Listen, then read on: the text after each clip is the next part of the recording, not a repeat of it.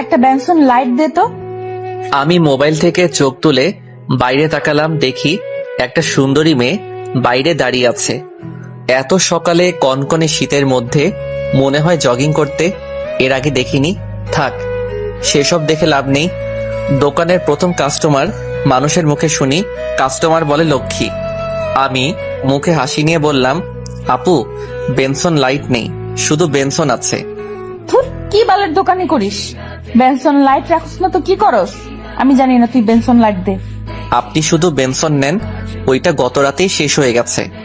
এত সকালে কোনো দোকানও খুলেনি যে আপনাকে এনে দিব। এখন খেলে শুধু এইটা খেতে হবে। আমার বেনসন লাইট দরকার। আমি শুধু বেনসন নিয়ে কি করব? কচু খাবো? আমার ওইটা দরকার। এখন তুই কোথা থেকে আনবি আমি জানি না। এতক্ষণ আমি বসা ছিলাম। আমি বসা থেকে দাঁড়ালাম, ভালো করে মেয়েটাকে দেখলাম। চেনা মনে হচ্ছে না, আর চিনবই বা কি করে? এই এলাকায় 1 সপ্তাহ হলো আসলাম। আমরা এখানে জায়গা কিনে বাড়ি করি, যেহেতু আমাদের দোকান এখানে। এই 1 সপ্তাহে আব্বার সাথে দোকানে বসে অনেক কিছু শিখলাম। আজকে খুব ভোরে আব্বা কি কাজে যেন ঢাকা গেছে, তাই আমি সকালে দোকান খুলে বসলাম। প্রচন্ড কুয়াশায় একজন আরেকজনকে দেখা যাচ্ছে না। আব্বার সাথে ঘুম থেকে উঠে নামাজ পড়ে সোজা দোকানে চলে আসলাম। প্রথম কাস্টমারটাই এই মেয়েটা পড়ল। সকাল সকাল কারোর সাথে ঝামেলা করার আমার কোনো ইচ্ছাই নেই, তাও আবার মেয়ে। ছেলে হলে একটা কথা ছিল, 2-1টা কটু কথা বলা যেত। আমি বললাম, আমার কাছে নেই, অন্য দোকান দেখেন। এই বলে আমি চেয়ারে বসে মোবাইল টিপাই মনোযোগ দিলাম।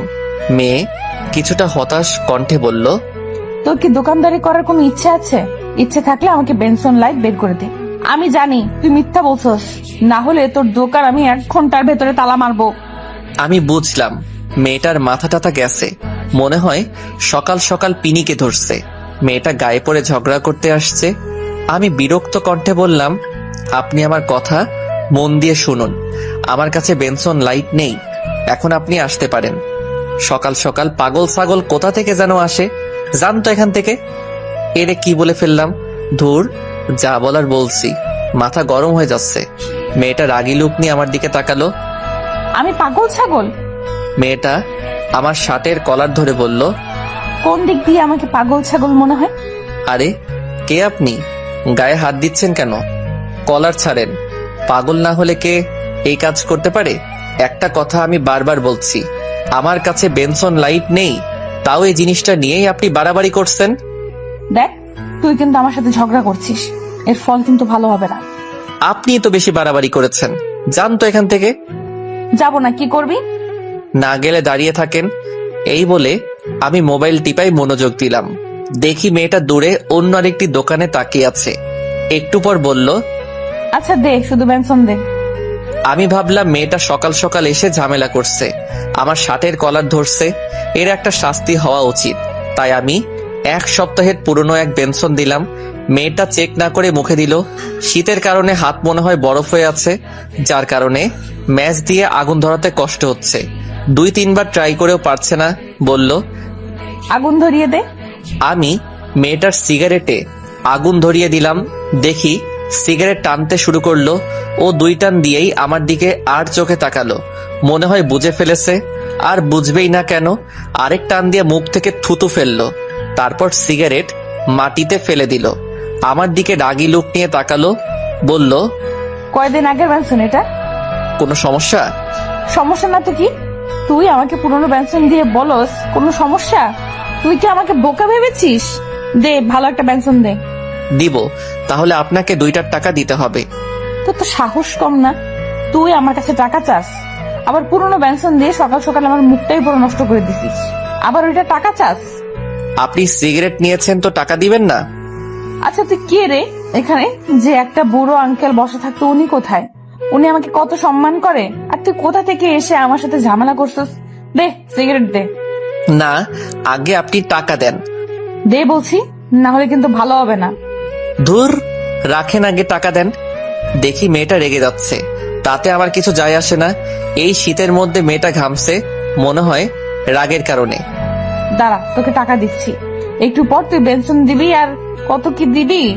বলেই মেয়েটা মোবাইল বের করলো। দেখে আরেকজন লোক আসলো। লোকটিকে আমি চিনি, অনেক সময় দেখে আব্বার সাথে কথা বলে। ওনাকে দেখে আমার একটু জোর বাড়লো। ওনার নাম মাসুদ। মাসুদ ভাই বলল, কি আফিয়া, কোনো সমস্যা? তাহলে মেয়েটির নাম আফিয়া? আঙ্কেল দেখেন না, তারে বলছি বেনসন লাইট দিতে, কিন্তু সে আমাকে শুধু একটা বেনসন দিল, তাও আবার পুরনো। আমি বলছি নতুন একটা দিতে, ওইটাও দিচ্ছে না, আবার টাকা খুঁজে। মেয়েটা যেভাবে বলল মনে হচ্ছে সব দোষ আমার, আর উনি একটা বাচ্চা মেয়ে। যা বলেছে দিয়ে দাও ইমাদ, তুমি তো আমাকে চেনোই। কিন্তু আঙ্কেল, তোমারে যেটা বলছি সেটা করো। আমি একটা বেনসন দিলাম।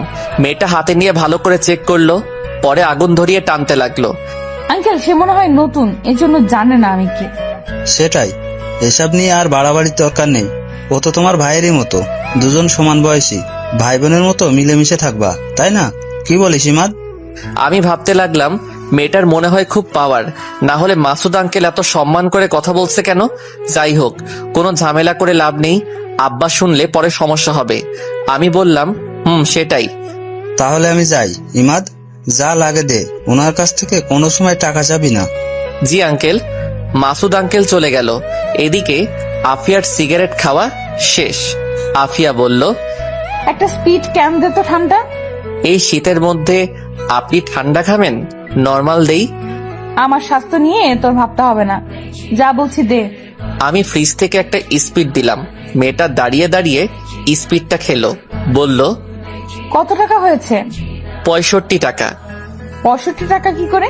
আমার হিসেবে 50 টাকা। তুই এই নষ্ট সিগারেটের দাম চাচ্ছিস? আমি এই নষ্ট সিগারেটের মূল্য দিব না, আর 50 টাকা আমি তোকে পরে দিয়ে যাব।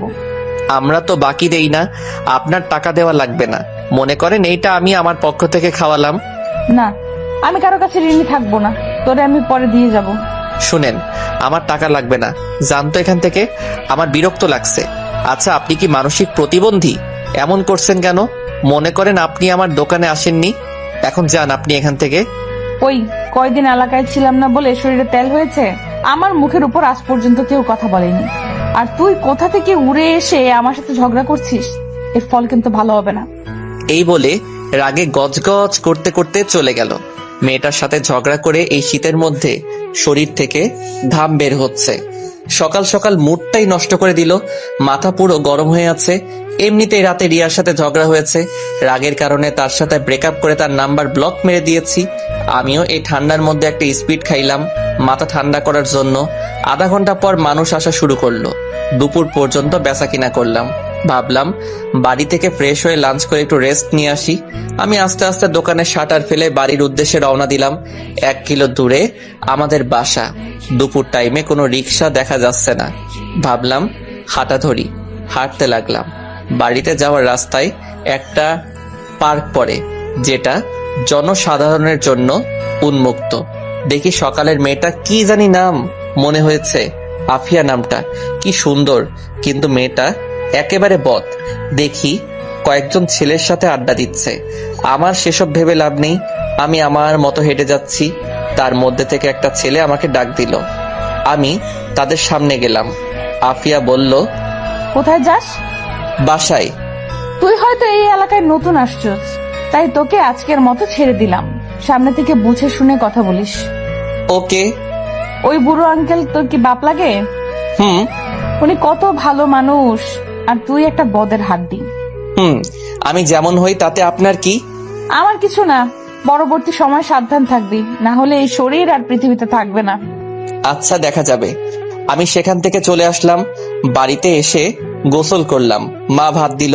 আমি মাকে বললাম, মা, আব্বা কখন আসবে? আস্তে আস্তে রাত হবে, আজকে তুই দোকান চালা, রাতে একটু আগে এসে পড়িস। বেশি রাত হলে যদি রিক্সা না পাস। আচ্ছা। আমি আবার দোকানে এসে পড়লাম। একটু পর দেখি কিসের হুড়াহুড়ি। দেখি একটা ছেলেকে 4-5 জন ধরে মারছে। আমি তাদের আটকাতে যাব, এমন সময় আরেকজন অচেনা লোক আমাকে বলল, ওদের মারামারি ওরা করুক, তাতে তোমার কি? তুমি দোকানদার, তুমি গিয়ে দোকানদারি করো। কিন্তু ছেলেটা তো মরে যাবে। মরে গেলে যাক, তাতে তোমার কি? তুমি গিয়ে দোকানদারি করো। আমি বাধ্য ছেলের মতো দোকানে এসে দেখতে লাগলাম কি হয়। ছেলেটাকে মেরে আধা মরা করে ফেলেছে।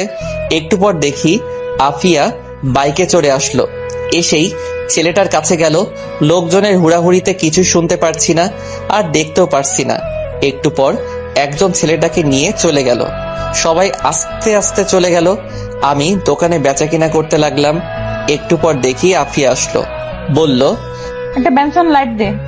আমি বিরক্ত হয়ে তাকে একটা বেনসন লাইট দিলাম। ফ্রিতে খেলে তো বিরক্ত হবই। সে সিগারেট খেতে লাগলো। আস্তে আস্তে দোকানের ভিড় কমলো। দেখি আফিয়া এসে দোকানের ভিতরে একটা বসার চেয়ারে এসে বসলো, বলল, 1 কেজি আটা, 1 কেজি চিনি দে, 1 কেজি পেঁয়াজ দে, আর 1 হালি ডিম দে। আমি আফিয়ার মুখের দিকে তাকিয়ে রইলাম। তার চোখে চোখ রাখলাম। আমার ভয় করছে, এগুলোও কি ফ্রিতে দিতে হবে নাকি? আফিয়ার চোখ আমার চোখ একসাথে হলো।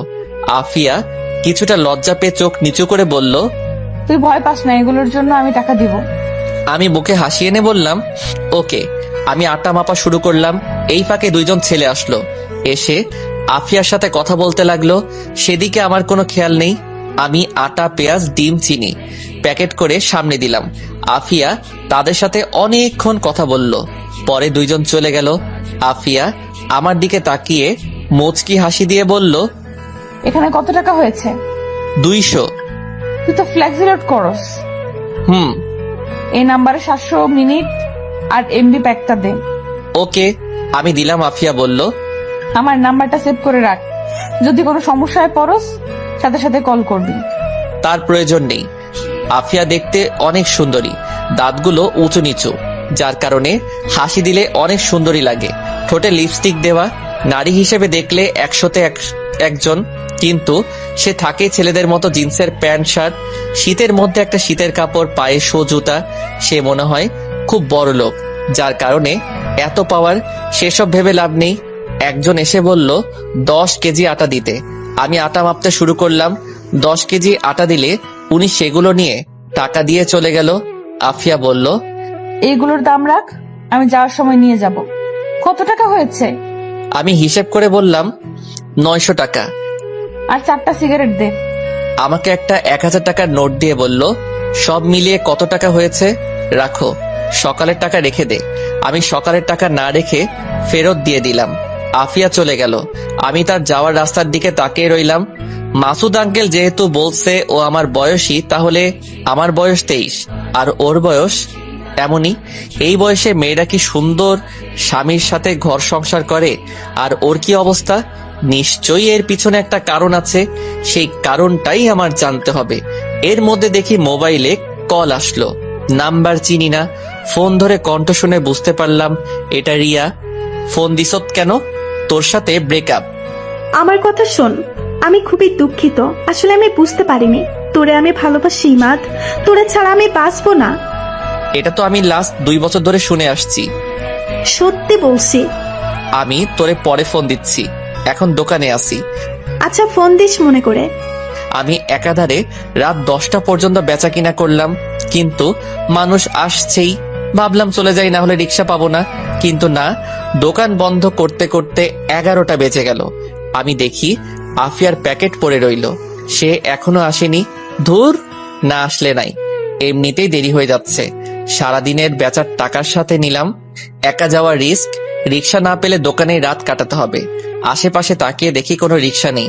মা অলরেডি 3 বার ফোন দিয়ে ফেলেছে। এমন সময় দেখি আফিয়া কোথা থেকে জানি আসলো দৌড়ে, বলল, দে আমার প্যাকেট দে। আমি প্যাকেট দিলাম। আফিয়া বলল, কোনো রিক্সাই দেখছি না, কি করে বাড়ি যাব? আপনার না কত ছেলে পেলে আছে, ওদের বলেন আপনাকে নিয়ে যেতে। এটা বলাতে আফিয়া আমার দিকে তাকালো, কিন্তু কিছু বলল না। দোকানের সামনে অনেকক্ষণ দাঁড়িয়ে রইলাম, কোনো রিক্সায় আসছে না। প্রচুর কুয়াশা পড়ছে। খেয়াল করলাম আফিয়ার শরীরে তেমন শীতের কাপড় নেই, শুধু পাতলা একটা গেঞ্জি শার্টের উপরে। ও যে শীতে কাঁপছে এটা আমি ভালো করেই বুঝতে পারছি। আমার গায়ে একটা লেদার আছে আর একটা শীতের চাদর। ভাবলাম চাদরটা দেই, কিন্তু যেই অ্যাটিচিউড দেয় নাকি সন্দেহ। আর না নিলে আমার কি, শীতে কাঁপছে সে, আমার কি? আমি বললাম, প্রচুর শীত পড়ছে, এই চাদরটা নিন। তোর তো সাহস কম না, তুই আমার শরীরের দিকে নজর দিয়েছিস। বুঝতে পারছি এত রাতে কেউ নেই বলে আজ পর্যন্ত আমার দিকে কোনো ছেলে নজরে তাকানোর সাহস পায়নি। আর তুই কোথা থেকে উড়ে এসে আমার শরীরের দিকে নজর দিস? তোর এই 2 চোখ আমি তুলে নিব। এক শ্বাসে কথাগুলো বলল। আমি এমন কথা শুনে অবাক। উপকার করতে চাইলাম, উল্টা বাঁশ দিয়ে দিল। দূর, এমন মেয়ের সাথে কথা বললে মুখ নষ্ট, জাহান নামে যাক, তাতে আমার কি। মা আবার কল দিল। পরিবারের একমাত্র ছেলে আমি, ছোট বোন আছে বিবাহিত, এখন বাড়িতে মা একা। মা বলল, আজকে আসবি নাকি? আসবো তো, কিন্তু কোনো গাড়ি পাচ্ছি না। আব্বা বাড়িতে আসলে বলল একটা আগাইতে। তোর আব্বা এখনো আসেনি, রাস্তায় আছে। কি করব এখন? তুই আস্তে আস্তে হাঁট, আমি আগাইতেছি। আচ্ছা। আমি হাঁটা ধরলাম। বাড়িতে যাওয়ার রাস্তা সোজা, চারপাশে বাড়িঘর আছে, জায়গায় জায়গায় ল্যাম্পপোস্ট। এরপরও কেন জানি ভয় করে। এলাকাটা নির্জন। খেয়াল করলাম আমার পিছনে আফিয়া হাঁটছে। মনে হয় কোনো উপায় না পেয়ে আমার পিছনে হাঁটা ধরছে। আমি দাঁড়িয়ে গেলাম, তার দিকে এগিয়ে গেলাম। আফিয়া বলল, আমার দিকে আসবি না, এর ফল কিন্তু ভালো হবে না। ভুলে যাস না, রাতের পর কিন্তু সকাল আছে। আমার শরীরে যদি টাচ করিস তাহলে সকালে ভোরের আলো দেখতে পারবি না। আমি তার কথা কানে না নিয়ে তার সামনে গেলাম। শীতে কাঁপছে আর ভয়েও। আমি চাদরটা তার শরীরে পেঁচিয়ে দিলাম। ও তখন চোখ বন্ধ করে ফেলছে, বোধহয় ভাবছে আমি অন্য কিছু করব। বললাম, সব সময় অ্যাটিটিউড দেখানো ঠিক না, চাদরটা ভালো করে গায়ে দিন, ভালো লাগবে। আর পিছন পিছন না হেঁটে পাশাপাশি হাঁটুন। এই বলে আমি হাঁটা ধরলাম। একটু পর দেখি আফিয়া আমার পাশাপাশি হাঁটছে, চাদরটা শরীরে ভালো করে গায়ে দিল। হাঁটতে হাঁটতে অনেকটুকু চলে আসলাম। কোথা থেকে জানি এক কুকুর ঘেউ ঘেউ করে উঠল। আফিয়া ভয়ে আমার শরীরের উপর পড়ল। আমি তাকে ধরে ফেললাম। আফিয়া আমাকে ধরে রীতিমতো ভয় কাঁপছে। আমি বললাম, ভয়ের কিছু নেই, এটা কুকুর ছিল।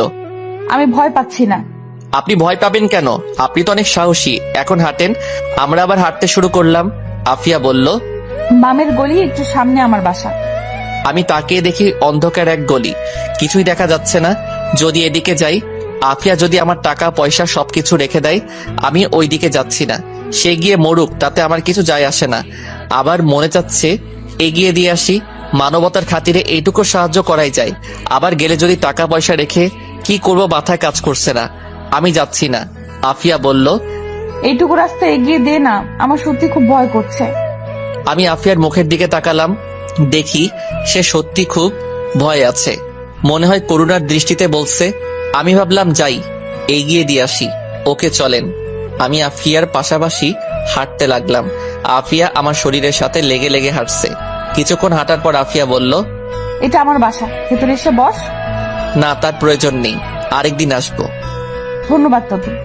এই নে তোর চাদর। ওকে। আমি চাদর নিয়ে হাঁটা ধরলাম। তাড়াতাড়ি গলি থেকে বের হলাম। তারপর বাড়ির রাস্তায় হাঁটা ধরলাম। আরো অনেকটুকু পথ বাকি। এখন আমার নিজেরই ভয় করছে। দেখি সামনে থেকে একজন মহিলা আসছে।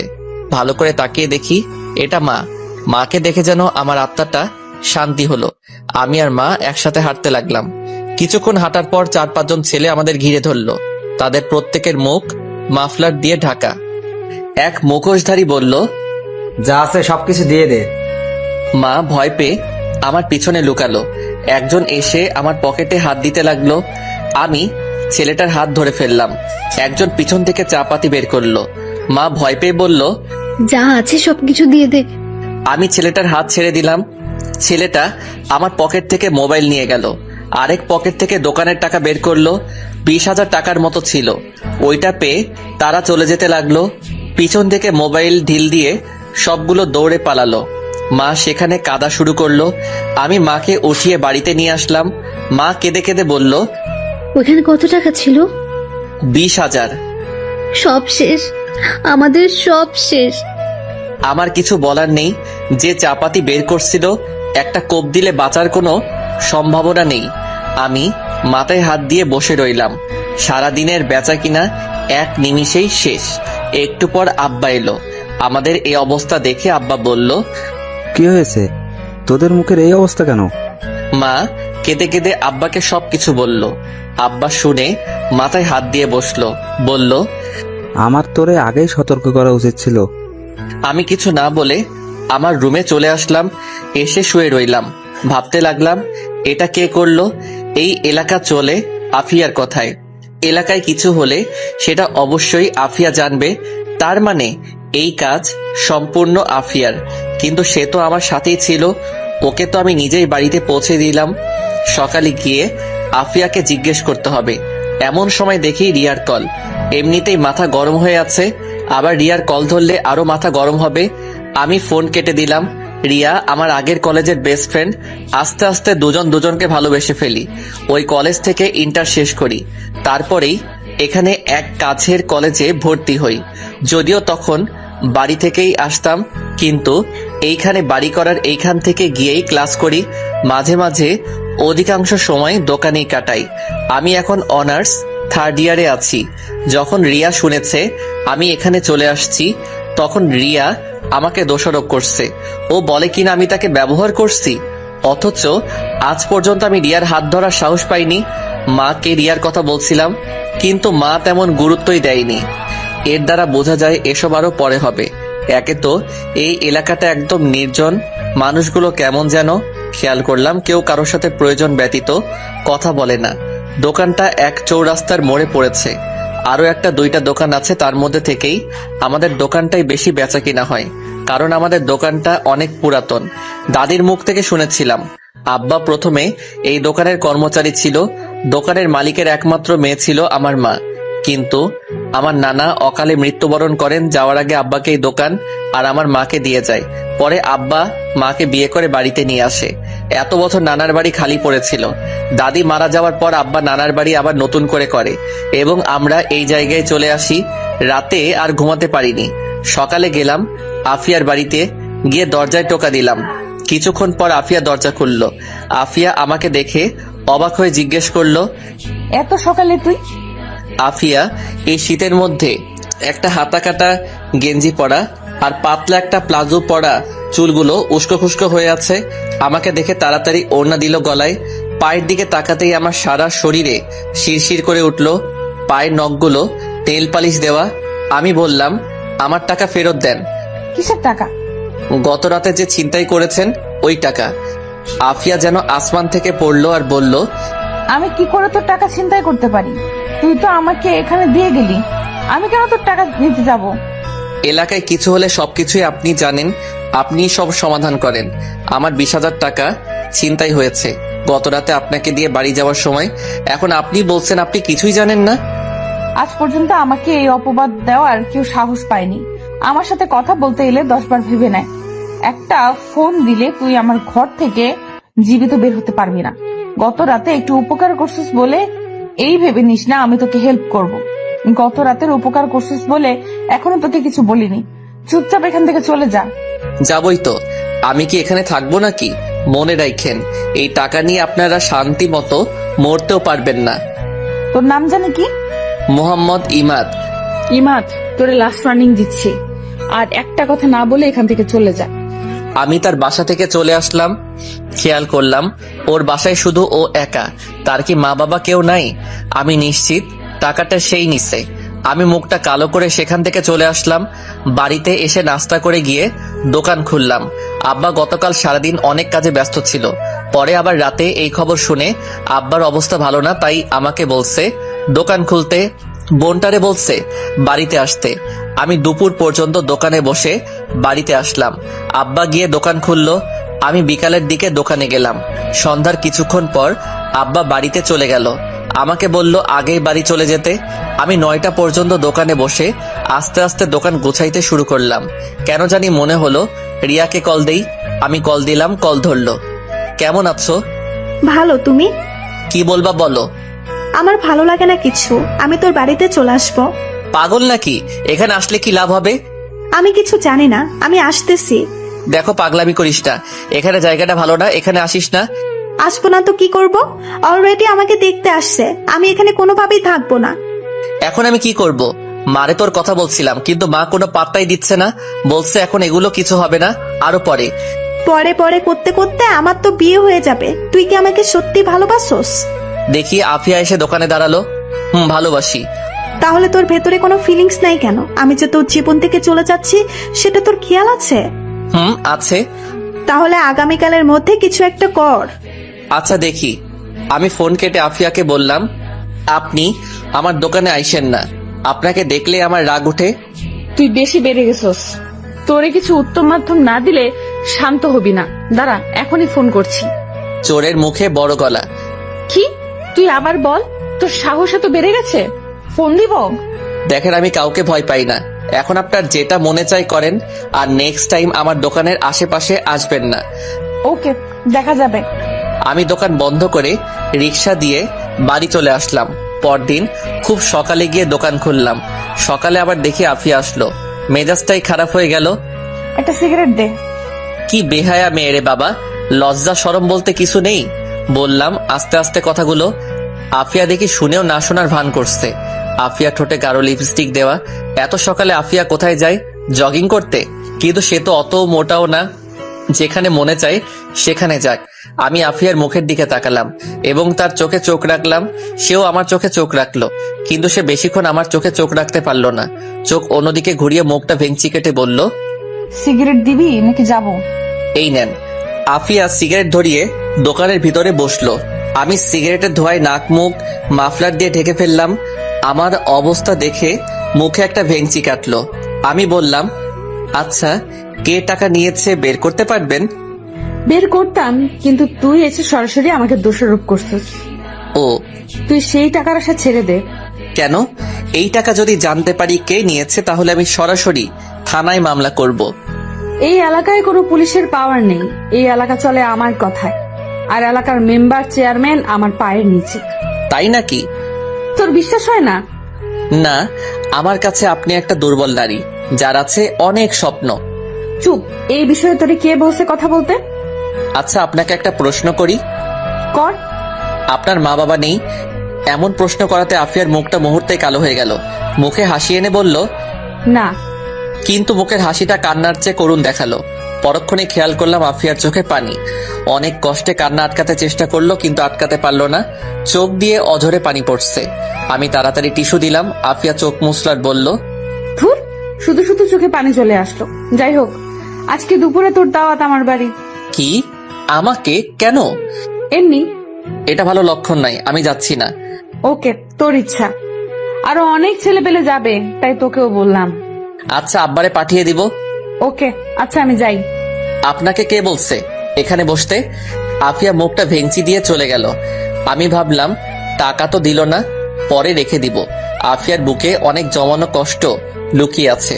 সেসব দেখে আমার কি? ও একটা বখাটে মেয়ে, কত ছেলের সাথে শুয়েছে কে জানে। যত সব ফালতু মেয়ে। পরক্ষণে রিয়ার কথা মনে পড়ল। আজকেই মার সাথে কথা বলতে হবে। রিয়াকে আমি হারাতে পারবো না। ওকে আমি সত্যি অনেক ভালোবাসি। এখন মার সাথে কথা বলে আজকে একটা সিদ্ধান্ত নিতে হবে। কিছুক্ষণ পর আব্বা আসলো। আমি বাড়ি চলে আসতে লাগলাম। ওই পার্কের একটা বেঞ্চে গিয়ে বসলাম। রিয়াকে কল করলাম। দ্বিতীয়বার ট্রাই করলে ফোন ধরলো। এতক্ষণ লাগে ফোন ধরতে? রান্নাঘরে ছিলাম। কি রান্না করছো? আমি মাঝে মাঝে রাগের কারণে রিয়াকে তুই করে বলি। রিয়াও আমাকে তুই করে বলে, কিন্তু অধিকাংশ সময় আমরা তুমি করে কথা বলি। ভর্তা খাবা? হুম। তাড়াতাড়ি আমাকে নিয়ে যাও, তোমাকে সারা জীবন আদর করে ভর্তা খাওয়াবো। সেটাই করব। তোমার মারে বলছো? কি বলছে? এখনো বলিনি। যদি তোমার মা না করে? কিছু তো একটা করব, তুমি কোনো টেনশন করো না। ওকে। এখন ভিডিও কল দাও, তোমাকে দেখতে ইচ্ছে করছে। ওকে। রিয়া ভিডিও কল দিল। রিয়াকে দেখে আমার মনটা শান্তি হলো। আমি বললাম, এক কাজ করো, আজকে সেজে গুজে ভিডিও কল দাও। না। কেন? আমাকে নিয়ে যাও, পরে তুমি যতবার বলবে ততবার সাজবো। আচ্ছা। ফুল রাখি, মা আসছে। এই বলে রিয়া ফোন রেখে দিল। দেখি কুয়াশা কেটে যাচ্ছে। সূর্য কুয়াশায় পাহাড় ভেঙে একটু একটু উকি দিচ্ছে। সকালের রৌদ্র এসে আমার শরীরে পড়ল। শরীরের মধ্যে এক অসাধারণ অনুভূতি কাজ করলো। মন চাচ্ছে না এখান থেকে উঠে যেতে। দেখি আফিয়া পার্কের ভিতরে ঢুকলো। তারে দেখেই মুডটা অফ হয়ে গেল। ও কি সারাদিন পুরো এলাকায় ঘুরে বেড়ায়? আমাকে দেখে আমার এখানে আসলো আর বলল, কি মিস্টার দোকানদার, এখানে কি?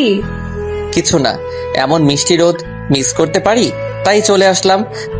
ভালো। আচ্ছা, আপনি তো অতটা মোটা না, কিসের জগিং করেন আপনি? সকালে আমি ঘুমাতে পারি না, তাই বাইরে বের হই। সকালে ঠান্ডা ফ্রেশ বাতাস আমি কোনোভাবেই মিস করতে পারি না। যেদিন আমি মিস করি, দিন এতই খারাপ যায় তা বলে বোঝাতে পারবো না। এটা ভালো।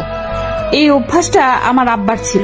প্রতিদিন সকালে আমাকে সাথে নিয়ে বের হতো, তাই ছোটবেলা থেকেই আমার এই অভ্যাস। ভালো, ফ্রেশ বাতাস নেন, আমি যাই। এই বলে আমি উঠে বাড়ি চলে আসলাম। এসে নাস্তা করলাম। নাস্তা করে ভাবলাম যাই, মার সাথে রিয়ার ব্যাপারে আলোচনা করা যাক। মারে রাজি করাতে পারলেই হবে। আমি মার ঘরে গিয়ে টোকা দিলাম। মা বলল ভিতরে আসতে। মা বলল, কি হয়েছে? একটা কথা ছিল। বল। এটা রিয়ার ব্যাপারে। কোন রিয়ার ব্যাপারে? তোমারে বলেছিলাম না একটা মেয়ের ব্যাপারে। আমার ক্লাসমেট ছিল রিয়া। মা তার বাড়িতে একটু কথা বলে দেখবা। কিসের জন্য? মেয়েটাকে বাড়ি থেকে বিয়ের জন্য চাপ দিচ্ছে, কিন্তু ও আমাকে চাই। এখন কি বলবো? ও তোকে চায় তো আমি কি করব? এসব প্রেম ভালোবাসা আমি এক বিন্দু পরিমাণও বিশ্বাস করি না। এগুলো এক সেকেন্ডের ব্যাপার। এই আছে এই নেই, আছে আবেগের ঠেলায় বলছে তোকে ভালোবাসে। তোর থেকে ভালো কোনো ছেলে পাক, এক মুহূর্তও লাগবে না তোকে ভুলতে। আমার দায়িত্ব আমি পালন করি। ওকে আমি ভালোবাসি মা, এখন আমি তাকে চাই। কোন মুখে তুই এই কথা বলিস? তুই মাত্র পড়াশোনা করেছিস। চাকরি হোক পরে চিন্তা ভাবনা করবো না। যে একটা দোকান আছে ওটারও কোনো নিশ্চয়তা নেই, কোন সময় জানি কি হয়ে যায়। দেখছিস তো ওই দিন টাকাটা কিভাবে কেড়ে নিয়েছে। আর যদি দোকান এভাবে কেড়ে নেয় তখন কি করবি? পরে তো পথে বসতে হবে। তোর বাবারে পাপে ধরছিল এই জায়গায় দোকান চালাতে। বাড়ির আশেপাশে যেন জায়গায় ছিল না। এই এলাকাটা একদম ভালো না। এই এলাকা ভালো মানুষদের জন্যই না। কিন্তু মা কিছু তো একটা করো। ওর বাড়িতে বলে কিছুদিন সময় তো নিয়ে যাক। নিলাম সময়, পরে কি হবে? মেয়ের বয়স কত? 20-22 হবে। পরের চিন্তা করে এখন সময় নেওয়া কি ঠিক হবে? পরে কি হবে কেউ জানে না। শুধু শুধু মেয়েটাকে বসিয়ে লাভ আছে? তুই তোর মতো থাক, ও ওর মতো থাক। কোন মুখে তুমি এই কথা বলো? আর যদি আব্বা তোমাকে এই কথা বলে তুমি নিতে পারবে? তুমি কিছু একটা করো, আমি তাকে চাই। ও আমার মুখের দিকে তাকিয়ে আছে। এখন আমার টেনশন দিস না। কিছুদিন পর ফাতিমার ডেলিভারি। ফাতিমা আমার ছোট বোনের নাম। কিন্তু মা, আমি কোন মুখে মেয়ের বাড়িতে কথা বলবো? আমাদের কিছু আছে? না আছে জায়গা সম্পত্তি, না আছে ভালো বাড়ি। কোনো মতে দিন চলছে, এর মাঝে তুই কি করে এ কথা বলতে পারিস? টাইম নাও। রিয়া রাজি আছে। আমাদের টাইম দেওয়ার জন্য ওরা বসে আছে নাকি? অন্তত বলে তো দেখতে পারি। আচ্ছা দেখি তো ওরা আব্বারে পাঠাতে পারে কিনা। আচ্ছা, এই বলে আমি চলে আসলাম। আমি হাড়ে হাড়ে বুঝতে পারছি মার বিন্দু পরিমাণ ইচ্ছা নেই। আমি রিয়াকে কি করে বলবো? যেদিন আব্বা যাবে ওই দিন রিয়াকে বলবো। রাতে দেখি রিয়া সেজেগুজে ছবি পাঠালো। আমি তখন দোকানে। আমি ফোন দিলাম, কিন্তু মেসেজ দিয়ে বলল ফোন না দিতে। পরক্ষণেই অফলাইন চলে গেল। 3 দিন পরে ডেট ঠিক হলো, আব্বা যাবে তাদের বাড়িতে। আশ্চর্যের বিষয় হলো 3 দিনে একবারও রিয়াকে ফোনে পেলাম না, অনলাইনে আসলো না। অবশেষে রিয়ার মার মোবাইলে কল দিলাম, তখন রিয়া কল ধরলো। কণ্ঠ চিনে বুঝতে পারলাম। আমি বললাম, তোমার তো কল দিয়ে পাই না। আমার মোবাইল মা নিয়ে গেছে, মার বাটন মোবাইল আমার কাছে। আজকে আব্বা যাচ্ছে তোমাদের বাড়িতে। কিন্তু কিন্তু কি? আমাকে এসে দেখে গেছে এক সম্বন্ধ, এমনকি বিয়ের তারিখ ঠিক করে গেছে। কি বলো? তুমি বলো নাই আমার কথা? বলছি, কিন্তু কেউ আমার কথা কানেই নেয়নি। আচ্ছা তোমার আব্বা আসুক, আমি তোমার আব্বার সাথে চলে আসবো। না, আমি ফ্যামিলির উপরে যেতে পারবো না। আচ্ছা তোমার আব্বা আসুক, দেখে কি করতে পারি। আচ্ছা। আমি সারাদিন দোকানে থেকে রাতে বাড়ি গেলাম। দেখি আব্বা বাড়িতে। মার মুখের অবস্থা ভালো না। আমি বললাম, কি হয়েছে? আমি কত করে বলেছিলাম এখন ওগুলোর প্রয়োজন নেই। তোর আব্বা সেখানে গিয়ে অপমানিত হয়ে এসেছে। তাকে বিয়ে করার জন্য সরকারি চাকরিজীবী ছেলে বসে আছে এবং অলরেডি ডেট তারিখ ঠিক করে ফেলেছে। মেয়েটা আমার সাথে চলে আসতে চাইছিল, কিন্তু আমি অনেক কষ্টে বুঝিয়ে রেখে আসছি। আমি বলার মতো কিছুই খুঁজে পেলাম না। আমি বাইরে বের হয়ে রিয়াকে কল করলাম। রিয়াকে আমাকে ভিডিও কল দিল। দেখি রিয়া কাঁদছে। রিয়া বলল, আমি তোকে ছাড়া থাকতে পারবো না, আমি তোর বাড়িতে চলে আসছি। তোর বাসার ঠিকানা দে। না, এই ভুল করিস না। কেন? তুমি আমাকে চাও না? অবশ্যই চাই। তাহলে এমন করে কথা বলো কেন? আজ পর্যন্ত তোমার হাতটা পর্যন্ত ধরিনি। ভেবেছিলাম বিয়ের পরে একেবারে হাত ধরবো, কিন্তু দেখি এখন আর সেটা সম্ভব না। তোমার কোনো ইচ্ছেই নেই আমাকে পাবার। এই বলে রিয়া শিশুর মতো কাঁদতে লাগলো। অজান্তে আমার চোখ দিয়ে পানি বের হয়ে পড়লো। আমার ভিতরটা কষ্টে পড়ে যাচ্ছে। তাড়াতাড়ি তোর বাসার ঠিকানা দে, আমি আগামীকাল আসছি। পরে তুই যা করার করিস। আচ্ছা। আমি তোর হাতটা একটিবারের জন্য ধরতে চাই, আমি একটিবারের জন্য তোকে অনুভব করতে চাই। এই বলে রিয়া কাঁদতে লাগলো। আমি বললাম, ঠিকানা টেক্সট করলাম। পার্কের ঠিকানা দিলাম। আর কতক্ষণ পুরনো স্মৃতি মনে করে কিছুক্ষণ কথা বলে ফোন কেটে দিলাম। পরদিন আব্বারে দোকানে রেখে পার্কে গেলাম। গিয়ে রিয়ার জন্য অপেক্ষা করতে লাগলাম। দেখি আফিয়া পার্কে আসলো কয়েকজন ছেলে ফেলে নিয়ে। তারে দেখে মেজাজটা বিগড়ে যায়। তারা দূরের এক বেঞ্চে বসে কথা বলতে লাগলো। একসময় দেখি আফিয়া একটা ছেলেকে চড় দিল। চড় খেয়ে ছেলেটা মাটিতে পড়ে গেল। আফিয়া ছেলেটিকে আরো কি কি জানি বলল। দেখি রিয়া রিক্সা থেকে নেমে পার্কের ভিতরে প্রবেশ করলো। আমি ইশারা দিলাম। রিয়া আমার কাছে আসলো। এসে আমাকে জড়িয়ে ধরলো, ফুপিয়ে কেঁদে উঠল। আমি তার পিঠে হাত রেখে সান্ত্বনা দিতে লাগলাম। আমি রিয়াকে আমার পাশে বসালাম। রিয়া আমার হাতে হাত ধরলো, আমার কাঁধে মাথা রেখে কাঁদতে লাগলো।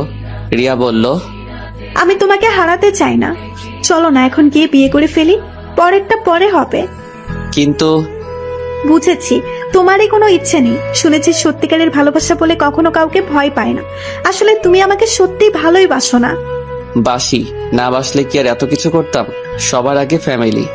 যারাই ফ্যামিলির উপরে গিয়েছে তারাই শেষ হয়ে গেছে। কতই না ভালো হতো যদি সারাটা জীবন একসাথে থাকতে পারতাম।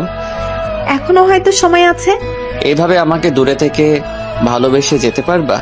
হয়তো তোমার এই একটু ভালোবাসা নিয়ে আমি সারাটা জীবন কাটিয়ে দিতে পারবো। কোনো কি উপায় নেই? উপায় আছে, কিন্তু এমনও হতে পারে সেটা বেশি দিন স্থায়ী হবে না। তার চেয়ে ভালো না এমন একটা জায়গায় যাওয়া, সেখানে আজীবন স্থায়ী হওয়া। কিন্তু তুমি প্রমিস করো আজীবন তুমি আমার সাথে সম্পর্ক রাখবা, আমাকে ভুলবা না কোনোদিন। কথা দিলাম তোমার সাথে আজীবন যোগাযোগ রাখবো। মনে করবা আমি তোমার পাশে আছি সব সময়। মনে আছে আমরা দুজন প্রেমে পড়ার আগে কি রকম ছিলাম? ঠিক সেই রকম ভাবে আমাদের সারাটা জীবন কাটিয়ে দিব। ওকে, তুমি কোন মেয়েকে বিয়ে করবা সেটা আমি সিদ্ধান্ত নিব। আমার পছন্দ, তোমার পছন্দ। আচ্ছা, এখন একটু হাসো। তোমার হাসিটা অনেকদিন ধরে মিস করছি। রিয়া একটা মুচকি হাসি দিল। দূর থেকে যতই বলতাম রিয়া আমাকে দোষারোপ করত আর কোনো অঘটন ঘটিয়ে ফেলতো। কাছ থেকে বুঝিয়ে বলাতে ও কি রকম মেনে নিল। এমন নয় যে আমি রিয়াকে ভালোবাসি না। ধরলাম আমি রিয়াকে বিয়ে করলাম তার ফ্যামিলিকে না জানিয়ে। এক্ষেত্রে রিয়ার কোনো অস্তিত্ব থাকবে না। কোনোদিন শখ করেও নিজের বাপের বাড়ির নাম বলতে পারবে না। যার কোনো অস্তিত্বই নেই তার আবার কিসের স্বপ্ন সুখ? কিছুদিন পর আমি হয়ে যাব তার কাছে নরক। তার চেয়ে ভালো না দূর থেকে দুজনকে ভালোবেসে যাব।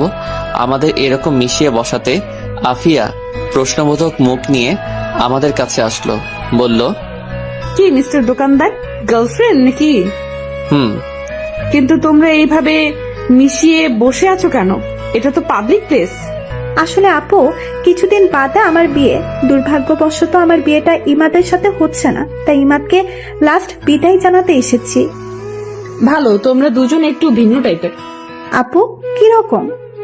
আমি যতটুকু জানি কোন ছেলের গার্লফ্রেন্ডের বিবাহ হলে তাদের বিচ্ছেদের সময় একজন আরেকজনকে গালাগালি, মারামারি, হ্যানত্যান কত কিছু, এমনকি একজন আরেকজনকে খুনও করে ফেলে। আর তোমরা দুজন কি সুন্দর হাসি মুখে দুজন দুজনকে বিদায় দিচ্ছ। হয়তো এর মধ্যে কোনো কল্যাণ আছে। জি আপু। আসলে কি জানো, ভালোবাসার মানুষটিকে বিয়ে না করাই শ্রেয়। কারণ বিয়ে করলে মানুষটি থেকে যায় কিন্তু ভালোবাসাটা আর থাকে না। কিন্তু আমি ইমাদকে ভালোবাসি। বিয়ের পর ওকে আমি দূর থেকে ভালোবেসে যাব। সেটাই ভালো, তোমরা থাকো, আমি যাই। আফিয়া চলে গেল। আমি বললাম, চলো মার সাথে দেখা করে যাবে। চলো। আমি রিয়াকে বাসায় এনে মার সাথে পরিচয় করিয়ে দিলাম। কি আজব, মার সাথে সেকেন্ডের মধ্যে মিশুক হয়ে গেল। কি কথা লাগিয়ে দিল। যাওয়ার সময় রিয়া মার কাছে দোয়া চাইলো। পরে দোকানে নিয়ে আসলাম। আব্বার কাছ থেকে বিদায় নিয়ে দোয়া চাইলো। পরে বাস স্টেশনে নিয়ে গেলাম। শেষমেশ বিদায়ে রিয়া কেঁদে দিল, আমাকে জড়িয়ে ধরে রাখলো। বাসে উঠিয়ে দিয়ে দোকানে চলে আসলাম। ইচ্ছা করে রিয়ার বিয়ের তারিখটা জানি নাই, কারণ ওই দিনটায় কষ্ট হতো বেশি। এখন মনে হবে রিয়া এখনো আমার জন্য ওয়েট করছে। কষ্ট দূর করার জন্য যতটা সম্ভব রিয়াকে ভুলে থাকাই ভালো। দোকানে আসলে আব্বা বাড়ি চলে গেল। সন্ধ্যা ছুঁই ছুঁই। সন্ধ্যার সময় দেখি কুয়াশা পড়া শুরু করছে। তাড়াতাড়ি বাড়ি চলে যাই। এভাবে অনেক দিন চলে গেল। বিয়ের 1 সপ্তাহ পর রিয়া তার স্বামীর সাথে আমার পরিচয় করিয়ে দিল। তার স্বামীও খুব মিশুক। অল্প কথাতেই দুজন বন্ধুর মতো হয়ে গেলাম। মাঝে মাঝে আমাকে ফোন দিয়ে রিয়া কি পছন্দ করে, কি অপছন্দ করে, এটা সেটা জিজ্ঞেস করে। মানে তাদের সংসার ভালোই চলছিল। এটা দেখে আমি খুব খুশি, কিন্তু আমার মনের ভিতর একটা চিনচিন কষ্ট ভারী দেয়। কারণ রিয়াকে নিজের মতো করে পেলাম না। হয়তো রিয়া সেটা আমার চোখে দেখতে পাই। দেখলে আর কি লাভ। ভাবলাম রিয়ার সাথে আর কোনো সম্পর্ক রাখা যাবে না। তার সাথে কথা বললেই পুরনো স্মৃতি মনে হয়। তখন ভিতর থেকে চাপা কান্না চলে আসে। আস্তে আস্তে রিয়ার কল ইগনোর করতে লাগলাম। এভাবে মাসখানেক চলে গেল। দোকানের মধ্যে এখন আমি বেশি সময় থাকি, কারণ আব্বা বছরখানেক আগে স্ট্রোক করেছিল। যার কারণে বেশি প্রেসার নিতে দেই না। এই 1 মাসের মধ্যে আব্বা পুরো দোকান আমাকে বুঝিয়ে দিয়ে দিল। ভালোই চলছিল দিনকাল। একদিন রাতে ঠিক করলাম রাতে দোকানে কাটিয়ে দিব, কারণ দেরি হয়ে গিয়েছিল। পৌষ মাসের শীত মাত্র পড়েছে, বাইরে কুয়াশা ছাড়া কিছুই নেই। দোকান পরিষ্কার করতেছিলাম, এমন সময় দেখি আফিয়া কোথা থেকে জানি দৌড়ে আসলো। বলল, 1 কেজি তেল দে, আর মুখে দেওয়ার জন্য ভালো ক্রিম দে, আর একটা সুই দে, 1 প্যাকেট নুডলস। রাতে সুই দিতে পারবো না। দে দে। আরো কয়েকটা জিনিসের নাম বলল। আজকে সিগারেট চাচ্ছে না। আমি বললাম, সিগারেট দিব না। না রে, ঠান্ডা লাগছে। ও, আমি আস্তে আস্তে সবগুলো জিনিস দিলাম আর বলল, কত টাকা হয়েছে? 950 টাকা। আফিয়া আমাকে একটা 1000 টাকার নোট দিল। টাকাটা হাতে নিয়ে আমি টাকার কোড নাম্বারের দিকে তাকালাম। আমি সবসময় কারো কাছ থেকে বড় টাকার নোট পেলে অথবা দিলে আমি কোড নাম্বারটা দেখে নিই, যাতে উনি অস্বীকার করতে না পারে অথবা জাল বলে ঝামেলায় ফেলতে না পারে। ওই দিন আফিয়া একটা 1000 টাকা নোট দিয়েছিল। ওই দিন আমি কোডটা ভালো করে দেখেছিলাম, কারণ আফিয়া এমনিতেই তেরা টাইপের মেয়ে। কিন্তু খেয়াল করে দেখলাম ওই দিন যে টাকা দিয়েছিল সেই টাকার লাস্টের কোড আর আজকের টাকার লাস্টের কোড এক। ওই দিন টাকা ছিনতাই হয়ে গিয়েছিল, সেই ছিনতাই করা টাকার মধ্যে আফিয়ার দেওয়া ওই টাকাটা ছিল। দুর্ভাগ্যবশত আফিয়া আজকে আমাকে এই টাকাটা এনে দিল। তার মানে ওই দিন ছিনতাইটা আফিয়া করছিল, হয়তো সে করেনি, অন্য কাউকে দিয়ে করিয়েছে। মহান আল্লাহর কি লীলা খেলা। আফিয়া বলল, কে তো দেখছিস, আমাকে বিদায় কর, বাসায় যেতে হবে। বাসায় তো যাবেন, তার আগে আমার কিছু প্রশ্নের উত্তর দিন। তাড়াতাড়ি বল। চেয়ারে বসেন, দরকার হলে আমি এগিয়ে দিয়ে আসব। আফিয়া চেয়ারে বসলো। আমি বললাম, মনে আছে মাসখানেক আগে বলছিলাম আমার 20,000 টাকা ছিনতাই হয়ে গিয়েছিল? মনে আছে। এর আগের দিন রাতে আপনি আমার কাছ থেকে কিছু টাকার মাল কিনেছিলেন। আপনি যে 1000 টাকার নোট দিয়েছিলেন ওই টাকাটা ছিনতাই হওয়া টাকার মধ্যে ছিল। কিন্তু আজকে এই 1000 টাকা ওই দিন আপনার দেওয়া 1000 টাকা। আমি যদি বলি এক, এটা কি আপনি বিশ্বাস করবেন? না, বিশ্বাস করব না। কেন বিশ্বাস করবেন না? ওই দিন আপনার দেওয়া টাকার কোড আজকে এই টাকার কোড সম্পূর্ণ এক। আফিয়া তার চোখগুলো বড় বড় করে তাকালো। আমার এই কথা শুনে আফিয়া হতভম্ব হয়ে গেছে। কি বলবে কিছু বুঝতে পারছে না। তোতলাতে তোতলাতে বলল, আমি কিছু জানি না, আমি কিচ্ছু জানি না। আর ওই দিন টাকার কোড আর আজকের টাকার কোড এক, এটা বললে আমি বিশ্বাস করব? আপনি বিশ্বাস করতে বাধ্য। প্লিজ আফিয়া, আমার টাকাটা দিয়ে দেন। আমি তোর টাকা নেইনি। ওকে? না, আপনি নিয়েছেন। আমি নেইনি। আপনি নিয়েছেন, না হলে ওই দিনের টাকার কোড আর আজকের টাকার কোড এক কেন? আপনি ছাড়া তো অনেক মানুষ আছে, তাদের কাছে তো টাকাটা যেতে পারতো, আপনার কাছে কেন? স্বীকার করেন। যা, আমি নিয়েছি, এখন কি করবি কর, তুই আমার কিছুই করতে পারবি না। কি নির্লজ্জ মেয়ে। প্লিজ আমার টাকাটা ফেরত দিয়ে দেন। তোরে একটা টাকাও দিব না। এখন দেখি তুই কি করিস। এই আমি উঠলাম। আমি তার কিছুই করতে পারবো না, এটা আমি ভালো করেই জানি। আব্বা জানলে আব্বাও কিছু করতে পারবে না, তার চেয়ে ভালো তাদের না জানানো। টাকার আশা আমরা আরো অনেক আগে ছেড়ে দিয়েছি। এখন দেখি আফিয়াকে ফাপড় টাপড় দিয়ে কিছু নিতে পারি কিনা। জানি কিছুই করতে পারবো না। আমি বললাম, দেবেন না? না, দিব না। আমি ভাবতেছি আফিয়ার দুর্বল জায়গায় আঘাত করব। না থাক, মেয়েটাকে কাঁদিয়ে লাভ নেই। ওকে, দেখা যাক। আফিয়া বাইরে তাকিয়ে দেখে কোনো গাড়ি নেই। আফিয়া বলল, বাসায় যাবি না? না, আজকে দোকানেই থাকবো। এখন আমি কি করে বাসায় যাব? আমার দিকে তাকিয়ে মুচকি হাসি দিয়ে বলল, একটু এগিয়ে দিবি? ধুর, আপনি কে? আপনাকে চিনি না, বের হন দোকান থেকে। টাকা চুরি করে বলে আবার বড় বড় কথা বলে। আপনার মতো মেয়েরা লাস্টে মানুষের লাথি উষ্টা খেয়ে মরে। এমন করতেছিস কেন? একটু হেল্পই তো চাইছিলাম। ওই দিন তো আপনার হেল্প করেছিলাম, উল্টা আমার পিঠে লাথি মারলেন। এলাকায় অন্য কেউ ছিল না? আসলে আমি জানতাম না ওরা তোর টাকা ছিনতাই করছে। পরদিন সকাল পর্যন্ত আমি জানতাম না। তুই যখন আমার সাথে রাগারাগি করে চলে গিয়েছিলি, পরে আমি খোঁজ নিয়ে জানতে পারি তোর টাকা ছিনতাই করছে। পরে ভাবলাম তোর কাছে ছোট হয়ে লাভ কি, তার চেয়ে ভালো না জানানো। অনেক ভালো কাজ করছেন, এখন দোকান থেকে বের হন। ইমাদ, সরি। সরি? আমি বুঝি না, আমি টাকা ফেরত চাই। 20,000 টাকা কামানো খুব কষ্ট, চোররা টাকার মর্যাদা কি বুঝবে? আফিয়ার মুখটা মুহূর্তের মধ্যেই কালো হয়ে গেল। মনে হচ্ছে লজ্জায় কি বলবে, কিছুই বুঝতে পারছে না। আমি আমার টাকা ফেরত চাই। এখন যেটা করার দরকার আমি সেটা করব। খেয়াল করলাম আফিয়ার চোখের কোণে পানি জমে গেছে। ধূপ করে চেয়ারে বসে পড়ল, হাত দিয়ে মুখ থেকে ফেললো। কিছুক্ষণ পর আফিয়া তার মোবাইল দিয়ে বলল, এই নে তোর টাকা, এখন প্লিজ আমাকে বাসায় এগিয়ে দে। মনে থাকলে আর জীবনেও তোর দোকানে মুখ দেখাবো না। টাকা ছিনতাই করে আবার অভিমান দেখায়, তাতে আমার কি? আমি অফিসার হাত থেকে মোবাইল নিলাম। মোবাইল দেখে আইফোন 12। মোবাইল দেখে আমি অবাক। আফিয়া আইফোন 12 চালায়, এটা যেন আমি বিশ্বাস করতে পারতেছি না। চালাইতে পারে, পাবলিকের টাকা মেরে মেরে খায়। যাই হোক, 20,000 টাকার বেশি উঠে যাবে। সেটা আপনার ইচ্ছা। এখন আমাকে বাসায় দিয়ে আয় পারবো না। প্লিজ। আমি দোকান তালা মেরে বের হলাম। আফিয়া আমার সাথে ঘেসে ঘেসে হাঁটছে, মনে হয় ভয় পাচ্ছে। আফিয়ার শরীর থেকে মিষ্টি একটা গন্ধ ভেসে আসছে। কিছুক্ষণ হাঁটার পর আফিয়ার বাড়িতে পৌঁছালাম। আফিয়া বলল, ভেতরে এসে বস। না থাক, আমি যাই। ভেতরে আয়। আফিয়ার জোড়াজুড়িতে ভিতরে ঢুকলাম, গিয়ে সোফায় বসলাম। বাড়িটা তেমন বড় না, একতলা ছাদ, রুম 3টা। রুমগুলো আসবাবপত্র দিয়ে ভরপুর, অনেক সুন্দর করে সাজানো ঘরটা। কিছুক্ষণ বসে রইলাম, খেয়াল করলাম আফিয়া রান্না করে যেন কি করছে, খাওয়ার জন্য কিছু তৈরি করছে। খিদাও লাগছে। কিছুক্ষণ পর আফিয়া নুডলস রান্না করে নিয়ে আসলো, আমার সামনে দিয়ে বলল, নে খা। খাবো না। আরে খা, আমার সাথে তোর ঝামেলা মিটমাট, এখন তাড়াতাড়ি খেয়ে নে। ওকে। আমি নুডলস খাওয়া শুরু করলাম। মুখে দিয়ে আমি যেন আকাশ থেকে পড়লাম। এত স্বাদ, এত স্বাদ কি করে হতে পারে? আমার খাওয়া সব থেকে বেস্ট নুডলস। আমি এক প্লেট খেয়ে আরেকটু নিলাম। নুডলস খেয়ে পানি খেলাম, ভাবলাম একটু প্রশংসা করি। আমি বললাম, এত স্বাদের নুডলস আমি জীবনেও খাইনি। সত্যি এটা অনেক ভালো ছিল। সত্যি আজ অনেক দিন পর আমি একজনকে নিজ হাতে রান্না করে খাওয়ালাম।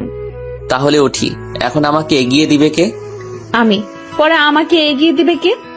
এই বলে হাসতে লাগলো। আমি বললাম, তাহলে যাই। সাবধানে যাইস। আমি হাঁটা ধরলাম। আস্তে আস্তে হাঁটতে হাঁটতে দোকানে চলে আসলাম। এসে দোকান বন্ধ করে ভিতরে পিছনে খাট আছে, ওইটাই মাঝে মাঝে থাকি। সেখানে শুয়ে পড়লাম। অনলাইনে আফিয়ার মোবাইল বিক্রি করে দিলাম 50,000 টাকা। বলছে পরদিন টাকা দিয়ে মোবাইল নিয়ে যাবে, বাকি 30,000 টাকা আফিয়াকে ফেরত দিয়ে দিব।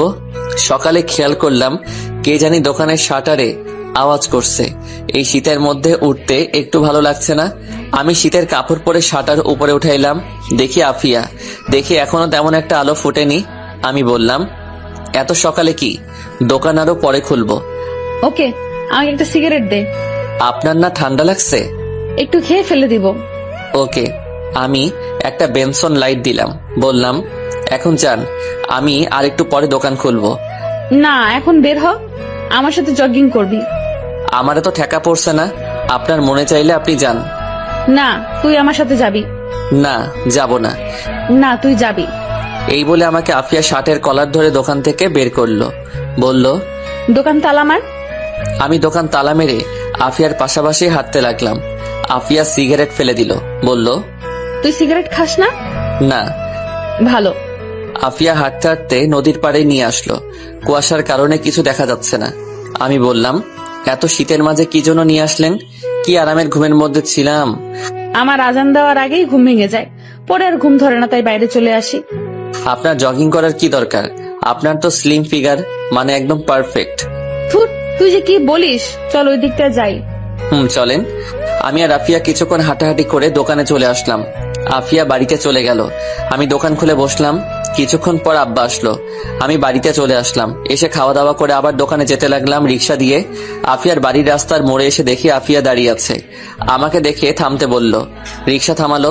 আফিয়া বলল, মামা আমিও যাব। আরে আপনি কি করে উঠবেন? ভাই, আপনি অন্য রিক্সা নিয়ে চলে যান, আপা যেখানে যাবে আমি দিয়ে আসি। আরে কি বলেন, আমাকে দোকানে নিয়ে আসেন। আফিয়া হেসে বলল, অসুবিধা নেই, আমরা শেয়ার করে বসছি।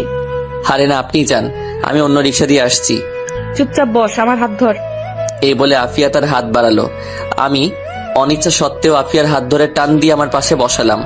আমাদের দুজনকে এভাবে দেখে মানুষ আর চোখে তাকাতে লাগলো। আমি লজ্জায় মুখ ঢেকে ফেললাম। কিছুক্ষণের মধ্যেই দোকানে পৌঁছালাম। দুপুরের খাবার নিয়ে এসেছি। আমি আসলে আব্বা চলে গেল। আফিয়া আরো আগে নেমে গিয়েছে। ঘন্টাখানেক পর দেখি আফিয়া আমার দোকানের পাশে দাঁড়িয়ে কয়েকটি ছেলের সাথে কথা বলছে। তাদের মধ্যে দোকানে একটা মেয়ে কাস্টমার আসলো। বলল, একটা নাম্বার লেখেন, 0175245245। আচ্ছা থাক থাক, এখনকার যুগে ফ্ল্যাক্সিলোড করে শান্তি পাই না, একটা মিনিট কর দেন। মানে? নাম্বার দিলে পরে আবার এই নাম্বারে ফোন দিয়ে চালাতন করবে। আপনাদের মতো ছেলেদের আমার চেনা আছে। আপনারা সুন্দরী মেয়ে দেখলেই মাথা ঠিক থাকে না। দেন, মিনিট কাট দেন। সবকিছু ঠিক ছিল, তোর নাম্বার দিতে অসুবিধা, তুই মিনিট কার্ড নিবি ভালো কথা। তুই এসব আলতু ফালতু প্যাচাল পারস কেন? মেজাজটা সাথে সাথে গরম হয়ে যায়। আমি বললাম, মিনিট কার্ড আপনার কাছে বিক্রি করব না, অন্য কোনো দোকান থেকে নেন। মিনিট কার্ড নেই মানে? ও বুঝেছি, আমার নাম্বারটা চাস, যেটা তুই আমাকে সরাসরি বললেই চলতো। এমনিতেই তুই একটু হ্যান্ডসাম, তোরে দেওয়াই চাই। আমার মতো সুন্দরী মেয়েদের পিছনে ছেলেরা লাইন ধরে দাঁড়িয়ে থাকে। আচ্ছা নে, নাম্বারটা তোল। আমি মেয়েটার দিকে তাকাতেই আমার কেমন যেন লাগছে। ঠোঁটে গাঢ় লিপস্টিক, যেটা আমার একদম পছন্দ নয়। বুকের উড়ু দুটো স্পষ্ট বোঝা যাচ্ছে। এমনিতেই মেজাজ গরম হয়ে আছে। আমি বললাম, সরেন তো দেখি। বাইরে তাকিয়ে দেখি কোনো ছেলে পেলে তো নেই, এমনকি বাইরে একটা কুত্তাও নেই। আমি বললাম, কোথায়? আপনার জন্য না বলে ছেলেরা লাইন ধরে দাঁড়িয়ে থাকে, কোথায়? বাইরে তো একটা কুত্তাও নেই। মেয়েটা অপমান লোকানোর জন্য তোতলাতে তোতলাতে বলল, তোরে দেখাইতে হবে, এখন নাম্বার তোল। আপনার মন মানসিকতায় সমস্যা আছে। আপনার কাছে আমি ফ্লেক্সিলোড বিক্রি করব না, যান এখান থেকে। কি? আমার মন মানসিকতার সমস্যা? তোদের মতো লুচ্চা ছেলেদের জন্য আজকে আমার মতো সুন্দরী মেয়েরা শান্তি মতো ফ্ল্যাক্সিলোড করতে পারে না। ওকে ফাইন, আপনি ফ্লেক্সিলোড কইরেন না। আমাদের চিল্লাচিল্লির আওয়াজ শুনে আফিয়া দোকানে আসলো আর বলল, কি হয়েছে? এই মেয়ে, তুমি কে? ওর সাথে ঝামেলা করছো কেন? ঝামেলা করব না তো কি করব? লুচ্চা একটা। আফিয়া আপনি শোনেন, উনি এসে বলেন নাম্বার লিখতে, কিন্তু নাম্বার না দিয়ে উনি বলেন আমি বলে আবার ফোন করে ডিস্টার্ব করব। আমি বলে লুইচ্ছে আরো কত কিছু বলল। আফিয়া ঠাস ঠাস করে মেয়েটার গালে চড় দিল, বলল, তোর সাহস তো কম না? তুই কি করে ইমাদকে লুচ্চা বলিস? তোর নম্বর দিতে এতই প্রবলেম, তাহলে ফ্ল্যাক্স লোড করতে আসছিস কেন? আপনার সাহস তো কম না? আপনি কি করে আমাকে চড় মারলেন? জানেন আমি কে? আমি এই এলাকার চেয়ারম্যানের মেয়ে। আব্বারে বললে আপনাদের সবগুলোকে এখন ফোগে পাঠাবে। এক্ষুনি তোর আব্বারে ফোন দে। ও তোর মোবাইলে তো ব্যালেন্সই নেই। দাঁড়া, আমি কল দিচ্ছি। এই বলে আফিয়া কাকে যেন কল করলো। ফোন ধরলে বলল, কেমন আছেন আঙ্কেল? আপনার মেয়ের নাম যেন কি? ও এখানে একটু ঝামেলা করছে, ওকে একটু বোঝান তো। এই নে মোবাইল ধর। মেয়েটা মোবাইল ধরলো, কতক্ষণ কথা বলে বলল, লাস্টে বলল আচ্ছা। সরি আপু, কিছু মনে করবেন না, আসলে আমি একটু বেশি বাড়াবাড়ি করে ফেলেছি। ইমাদ সরি, আমি চাই। নেক্সট টাইম এই এলাকায় সাবধানে চলাফেরা করবি। যাও। ওকে আপু। এই বলে মেয়েটা চলে গেল। আফিয়া ছেলেগুলোর সাথে দুই একটা কথা বলে দোকানে এসে বসলো। আসলে তুই তো লুচ্চাই। মানে আমাকে কোন দিক দিয়ে লুইচ্ছা মনে হয়? অনেক দিক দিয়ে। যাই হোক, মেয়েটাকে মারা আপনার ঠিক হয়নি। আমি তোর জন্য মেয়েটাকে মারলাম আর তুই বলিস ঠিক হয়নি? সিগারেট দে একটা। না দিব না, আপনার সিগারেট খাওয়া বন্ধ। তুই বলছিস যা, আর খাবো না।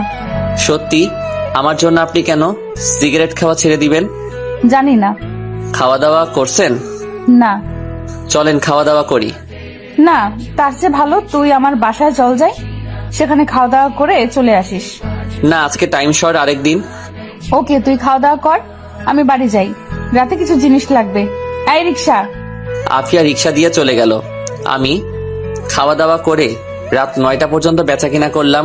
এর মধ্যে আফিয়ার মোবাইলটা নিয়ে গেল টাকা দিয়ে। ভাবতাছি বাকি টাকা কি আফিয়াকে দিয়ে দিব নাকি আফিয়ার জন্য আরেকটি মোবাইল কিনে দিব। ধুর, ওর টাকা ওকে দিয়ে দিব। এখন বের হব বাড়িতে যাওয়ার জন্য।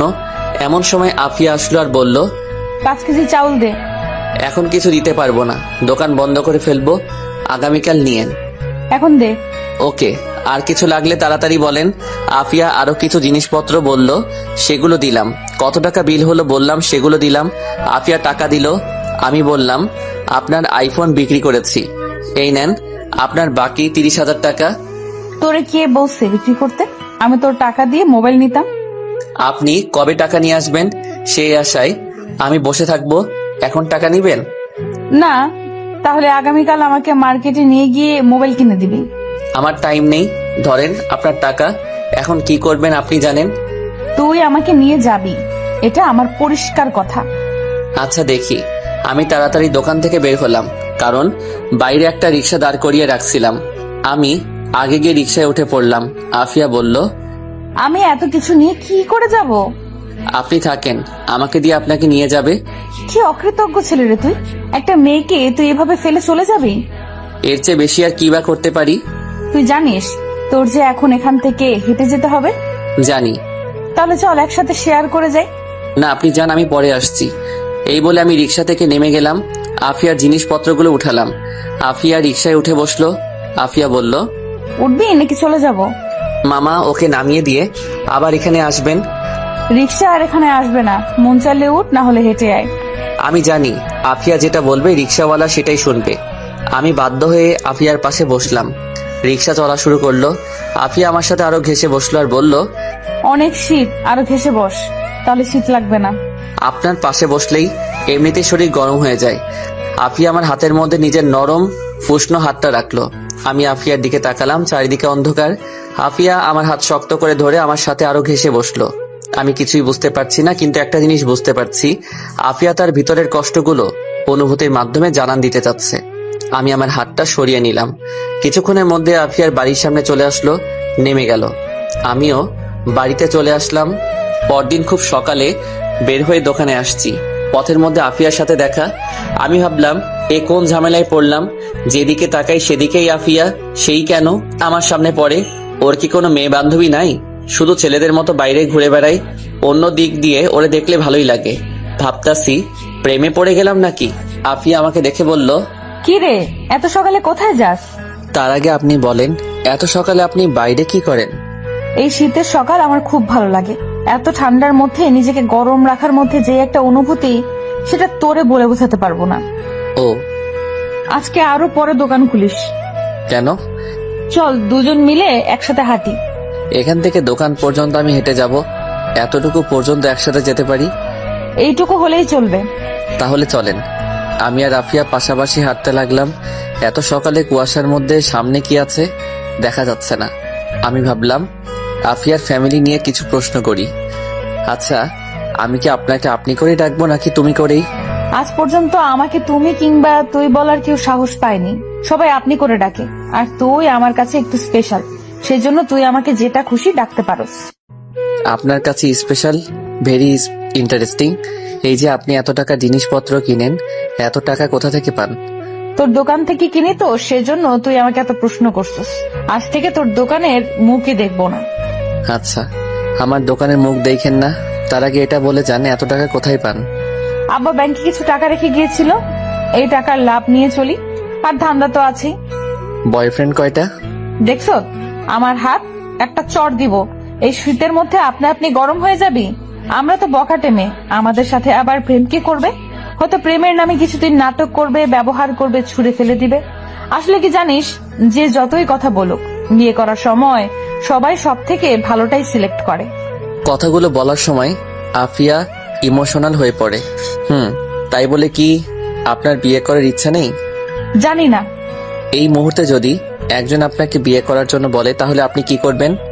তার কানের নিচে চড় মেরে বিয়ে করার স্বাদ ভুলিয়ে দেব। কেন? এমনি। এত প্রশ্ন করছিস কেন? করবি আমাকে বিয়ে? যত সব ফালতু কথাবার্তা। এখন তুই বল, তোর গার্লফ্রেন্ড কয়টা?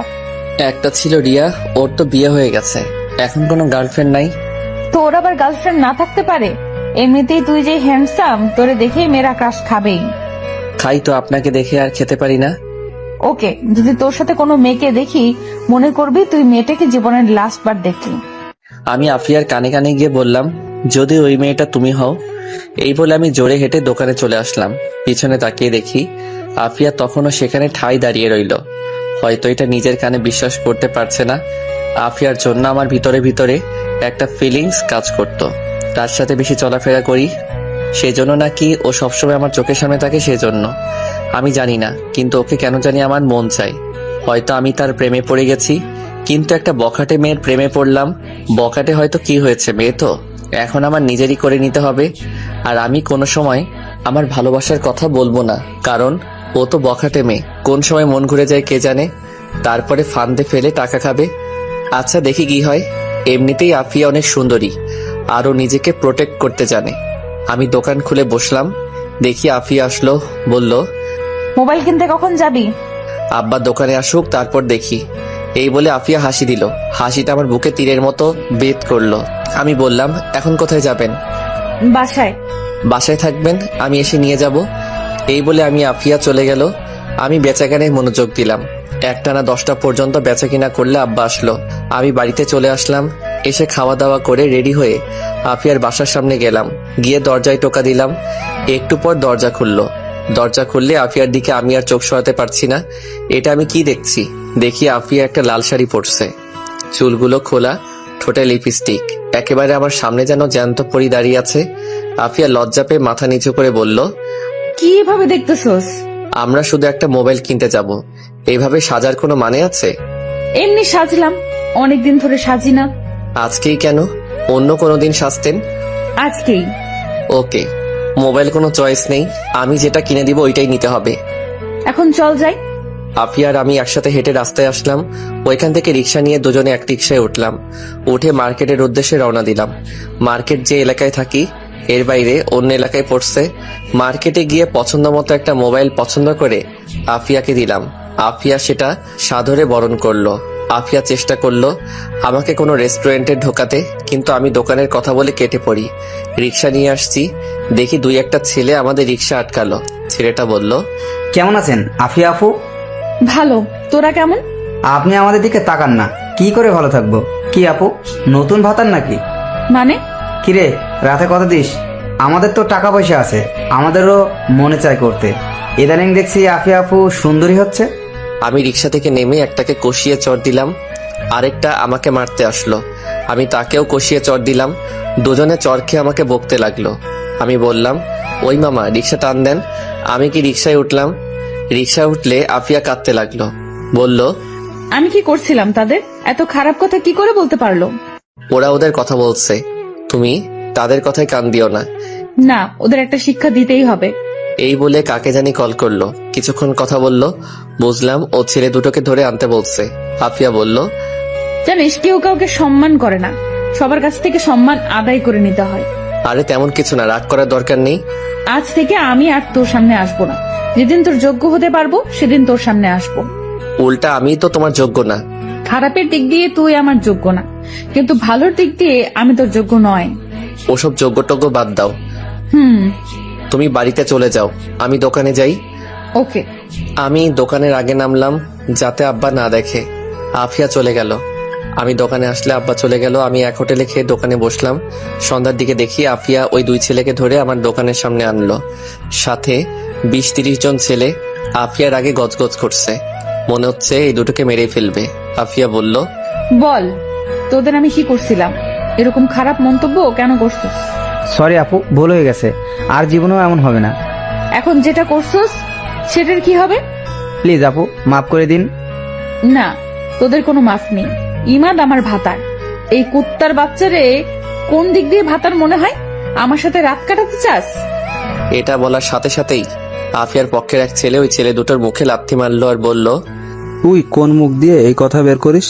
এখন পর্যন্ত আমরা আপুর দিকে চোখ তুলে কথা বলা সাহস করি না, আর তোদের কি সাহস? আপু, এদের আমি কোনোভাবেই মাফ করতে পারবো না। আমি বুঝতে পারলাম ওদের চোখে প্রতিশোধের আগুন জ্বলতেছে, যে কোনো সময় ছেলে দুটোকে মেরে ফেলতে পারে। আমি বললাম, ভাই শুনেন, আফিয়া আপু শুনেন, ওরা দুজন হয়তো না জেনে ভুলে ফেলেছে। আমি খেয়াল করেছিলাম তখন তারা দুজন নেশার মধ্যে ছিল, তাই হয়তো ভুলভাল বলেছিল। থাক আপু, মাফ করে দেন। না, ওদের কোনোভাবেই মাফ করব না। ও দুজন জানতো আমি কে, জেনে শুনে ও আমাকে খারাপ মন্তব্য করেছে। এই ওদের আমার সাথে রাত কাটানোর স্বাদ মিটিয়ে দে। এটা বলার সাথে সাথে কয়েকজন ছেলে ওদেরকে ধরলো। একজন ছেলে তার কোমরের বেল্ট খুললো। বুঝলাম এখন তাদের বেদম পেটাবে। আমি বললাম, আপু হয়তো তারা ভুল করে ফেলেছে নেশার কারণে, থাক এইবারের মতো মাফ করে দেন। দেখি একজন ছেলে তাকে তাদের দুজনকে বেদম পেটাচ্ছে। আফিয়া বলল, থাম, এবারের মতো তাদের দুজনকে মাফ করে দে, আর সাবধান করে দে ওই এলাকার প্রত্যেকটা ছেলেকে, যারা তারা সাবধানে চলাফেরা করে। আর এই দুইজন সামনে পড়লেই মায়ের হবে। আমি ইমাদের কথায় তোদের মাফ করে দিলাম। যা তোরা দুজন। যাওয়ার সময় ছেলে দুটোকে যে যা পারে কিল চর লাথি দিয়ে দিল। আফিয়া সবার উদ্দেশ্যে বলল, রাকিব কোথায়? পিছন থেকে এক ছেলে বলল, জি আপু বলেন। জিনিয়া কে রে? কুদ্দুস চাচার মেয়ে। তোদের মধ্যে কি চলছে? তেমন কিছু না। জিনিয়াকে বিয়ে করবি? আজকে জিনিয়ার আব্বা আমার কাছে আসছে, তোর কথা বলছে এই বিয়েটা ঠিক করে দিতে। সমস্যাটা কি? কোনো সমস্যা নেই, কিছু টাকা শর্ট পড়েছে। কত? 50,000। আসলে আপু কুদ্দুস চাচার একমাত্র মেয়ে, তাই চাচ্ছে একটু আয়োজন করে বিয়েটা দিতে, কিন্তু টাকার কারণে হচ্ছে না। তোর তো আব্বা নেই। না আপু, এই তোদের প্রত্যেকের মানিব্যাগে হাত দে, যে যত পারিস দে। সবাই টাকা দিল, কেউ 1000, কেউ 500, কেউ 300, যে যত পারলো দিল। আফিয়া আমার দিকে তাকালো, বলল, তুই কিছু দে। থাক, তোরটা আমি দিয়ে দিচ্ছি। না দাঁড়ান। আমি 1000 টাকা দিলাম। সবার কাছ থেকে টাকা নিয়ে সামনে আরো 2 দোকান আছে, সেখান থেকে টাকা উঠালো, রাকিবের হাতে দিয়ে বলল, এখন গুনার দরকার নেই, 1 সপ্তাহের মধ্যে বিয়ের তারিখ ঠিক করে সবাইকে দাওয়াত দিবি, কেউ যাতে বাদ না পড়ে। এটা যদি না হয় আমাকে জানাবি। ওকে। আর এই হলো ইমাদ, আজ থেকে ও আমাদেরই একজন। সবাই তাকে সম্মান করবি, সবাই তার সাথে হ্যান্ডশেক কর। আস্তে সবাই হ্যান্ডশেক করে চলে গেল। সব শেষে আফিয়া হাত বাড়ালো। আমি বললাম, না, আপনার সাথে হ্যান্ডশেক করব না। কেন? এমনি মনে চায় না। আফিয়া দোকানের ভিতরে এসে বলল, একটা ঠান্ডা দে। আর কোন দিক দিয়ে আমাকে তোর আপু মনে হয়? সবাই আপনাকে সম্মান করে আপু বলে ডাকে, এখন আপনাকে সবার সামনে আপুরা বললে অন্যরকম দেখায় না? এই শীতের মধ্যে ঠান্ডা খাওয়ার দরকার নেই। আচ্ছা, একটা ঠান্ডা দে আর সিগারেট দে। এই দুটোর মধ্যে আপনাকে কিছুই দিব না। আফিয়াকে একটা নর্মাল পানি দিলাম। আফিয়া সেটা খেলো, বলল, আজকে তোর সাথে আমার লাস্ট দেখা। মানে বুঝলাম না। যেদিন তোর যোগ্য হতে পারবো সেদিন তোর সামনে আসবো। আমার যোগ্য মানে কিছুই বুঝলাম না। আমি জানি তুই কিরকম মেয়ে চাস। তুই চাস বিয়ার মতো সরল সোজা মেয়ে, কিন্তু আমি তো সেরকম না। দূর রাখেন তো, আপনি যেরকম হন তাতে আমার কিছু যায় আসে না। তোর আমি ঠকাতে চাই না। বুঝেছি আপনি ইমোশনাল হয়ে গেছেন, আপনার মাথা ঠিক নাই। এখন বাড়ি যান, এই রিক্সা আপুকে বাসায় দিয়ে আসো। না, আমি যাব না, আমি তোর সাথে যাব। ওকে, এখন যাও, পরে তোমার সাথে দেখা করব। সত্যি করবি তো? আফিয়া রিক্সায় উঠে চলে গেল। বাসলাম, আফিয়া কি আমাকে ভালোবাসে? আমার তা মনে হয় না, তার নিজের মুখ থেকে শুনতে হবে। ভাই 1 বস্তা চাউল দেন। আচ্ছা। আমি 1টা না 9টা পর্যন্ত বেচাকেনা করে বাড়িতে চলে আসলাম। পরদিন সকালে ভাবলাম আফিয়ার সাথে দেখা হবে, কিন্তু না, দুপুর গড়িয়ে বিকাল হলো। আফিয়ার মুখ দেখতে পারলাম না। মোবাইল নাম্বারটা নেই, ফোন দিব যে। সত্যি কি ও আমার সামনে আসা বন্ধ করে দিল? এই কথা তো এর আগে অনেকবার বলেছিল, কিন্তু ও আরো বেশি করে আসতো। এখন কেন জানি টেনশন হচ্ছে। ধুর, হয়তো কোনো কাজে আটকে গেছে, আসবে বোধহয়, কিন্তু না, 2 দিন হয়ে গেল আসেনি। না, এখন তাকে খুঁজে বের করতে হবে।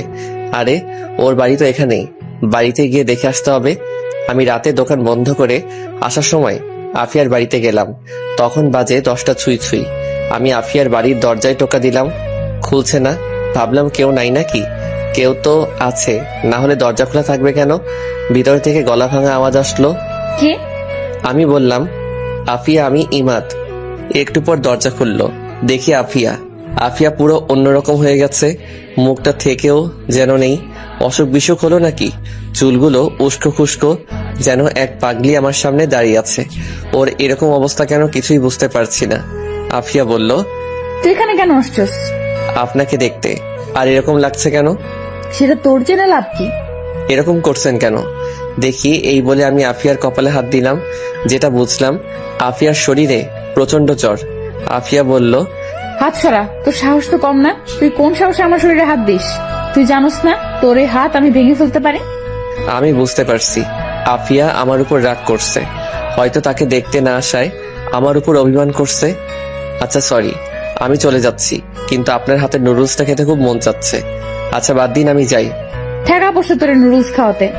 সেটাই। আচ্ছা যাই, সকালে আসবো। তোর আর আশা লাগবে না, আর তুই আমার সামনে আসবি না।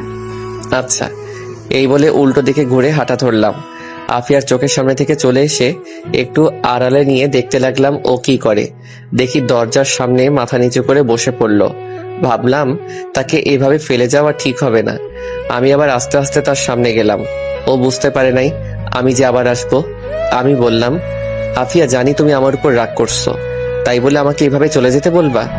আফিয়া দাঁড়ালো, দেখি আফিয়া কাঁদছে আর বলল, তোর সাহস কম না, তুই আবার আসছস? আমি আফিয়ার কাছে গিয়ে তাকে জড়িয়ে ধরলাম, কিন্তু সে কেঁদেই চলল। আফিয়ার শরীর আগুনের মতো গরম হয়ে আছে, তার শরীরের উত্তাপ আমার ঠান্ডা শরীর গরম করে দিচ্ছে। আমি বললাম, সরি আফিয়া, আমি ভাবছিলাম তুমি সত্যি আমার দোকানে আসা বন্ধ করে দিয়েছো। আমি যদি জানতাম তুমি অসুস্থ তাহলে আমি এক মুহূর্ত দেরি করতাম না। আমি তোরে ভুল ভাবছিলাম আমার মতো বখাটে মেয়েরা কারো মন দখল করতে পারে না, কিন্তু আমি ভুল ভেবেছিলাম। তোমার বিছানা কোনটা? ওইদিকে। আমি আফিয়াকে বিছানায় শুইয়ে দিয়ে মাথায় জলপট্টি দিয়ে দিলাম, কিছু খাইয়ে দিয়ে ওষুধ খাওয়ালাম। আমি বললাম আগামীকাল মাকে তোমার কাছে পাঠাবো। সত্যি? তাহলে আমি যাই? না, আজকে রাতটা থেকে যা। না, খুব সকালে দোকানে যেতে হবে। আমি খুব সকালে জাগিয়ে দিব। ওকে। আমি গিয়ে তাদের রুমের সোফার মধ্যে শুয়ে পড়লাম। সকালে ঘুম থেকে উঠে দেখি আফিয়া রান্নাঘরে কি জানি করছে। ভাবলাম এই জ্বরের মধ্যে আবার কি করে। আমি উঠে ফ্রেশ হলাম, গিয়ে সোফায় বসলাম। দেখি আফিয়া নুডলস রান্না করে আনলো। আমি বললাম, এই জ্বরের মধ্যে কি দরকার ছিল? তুই বলছিস আর আমি না করতে পারি? আফিয়া এসে সোফায় বসলো। আমি আফিয়ার কপালে হাত রাখলাম, দেখি এখনো মারাত্মক জ্বর। আফিয়া আমার হাতটা নিয়ে তার ঘাড়ে রাখলো। তার ঘাড় আগুনের মতো গরম হয়ে আছে। আফিয়া বলল, তোর এই ঠান্ডা হাতটা এভাবেই রাখ, খুব ভালো লাগছে। তোর কাঁধে মাথা রাখতে পারি? না, এখন না, অন্য কোনো দিন। ওকে। আমি ঘড়ির দিকে তাকিয়ে দেখি 6:50 বেজে গেছে। শীতের দিনে সকাল খুব ছোট থাকে, তাড়াতাড়ি দোকানে যেতে হবে। আজকে দোকানে অনেক কাজ। আমি বললাম, আমি উঠি। কই, তুই তো নুডলস খেলি না? ও, আমি তো ভুলেই গেছিলাম, তোমার হাতের নুডলস আমি মিস করতে পারি? খেতে খেতে আমি বললাম, তুমি কতদিন ধরে এই বাসায় একা থাকো? 5 বছর ধরে।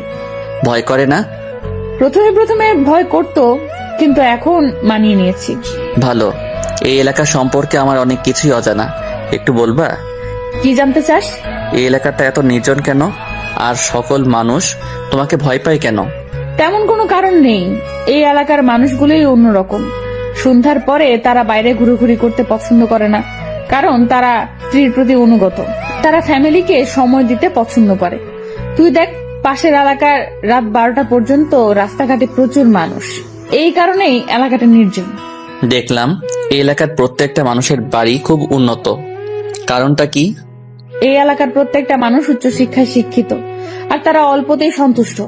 সেই জন্য দেখবি তারা বাইরের কোনো লোক ভাড়া দিতে চায় না। আর এই এলাকার ছেলেরা এলাকার কোনো মেয়েকে পছন্দ করে বিয়ে করে। এটা এই এলাকার অনেক পুরনো নিয়ম। তাই তুই যাদের দেখবি সবাইকে চেনা পরিচিতই মনে হবে। বুঝলাম, কিন্তু তোমার এত পাওয়ার কেন? তোমার তো টাকা পয়সা বাড়ি গাড়ি কিছুই নেই, তাহলে তোমাকে এত ভয় পায় কেন? এই এলাকায় মিনিমাম 300-র মতো বাড়ি আছে। এমন কোনো লোক নেই যে আমাকে চেনে না। কারণটা হলো আমার বাবা আমার আবার খুব পাওয়ার ছিল। এই এলাকার মানুষ পূর্বপুরুষদের বিশ্বাস করত। এই ধর, আমার আব্বার আগে আমার দাদা, এরকম ভাবে আমাদের ফ্যামিলি, তারপর বাবার পর আমি, এইভাবেই চলে আসছি। কিছু না থাকলেও তারা আমার কথা শুনতে বাধ্য। কারণ তোরে বলছিলাম না, তারা পূর্বপুরুষদের বিশ্বাস করে। এটাই এই এলাকার নিয়ম। কিন্তু আমি যে দেখলাম আপনি মাঝে মাঝে ছেলেদের মারেন, আর আমার টাকা ছিনতাই করছো কেন? ওরা অন্য এলাকার, আমার এরকম কোনো ইচ্ছাই ছিল না। ওদের টাকার দরকার ছিল, তাই তারা করছে। পরে আমি জানতে পারি। পরে ভাবলাম তোর কাছে ছোট হয়ে লাভ নেই, তাই আর তোকে বলিনি। কিন্তু আমি কি জানতাম তুই এত চালাক। আচ্ছা, তোমার মা বাবা কিভাবে মারা গিয়েছে? রোড অ্যাক্সিডেন্টে। আব্বা আম্মার সাথে সাথে মারা যায়, আমি একটুর জন্য বেঁচে যাই। তারপরে আমার এখান দিয়ে মাংস নিয়ে যায়।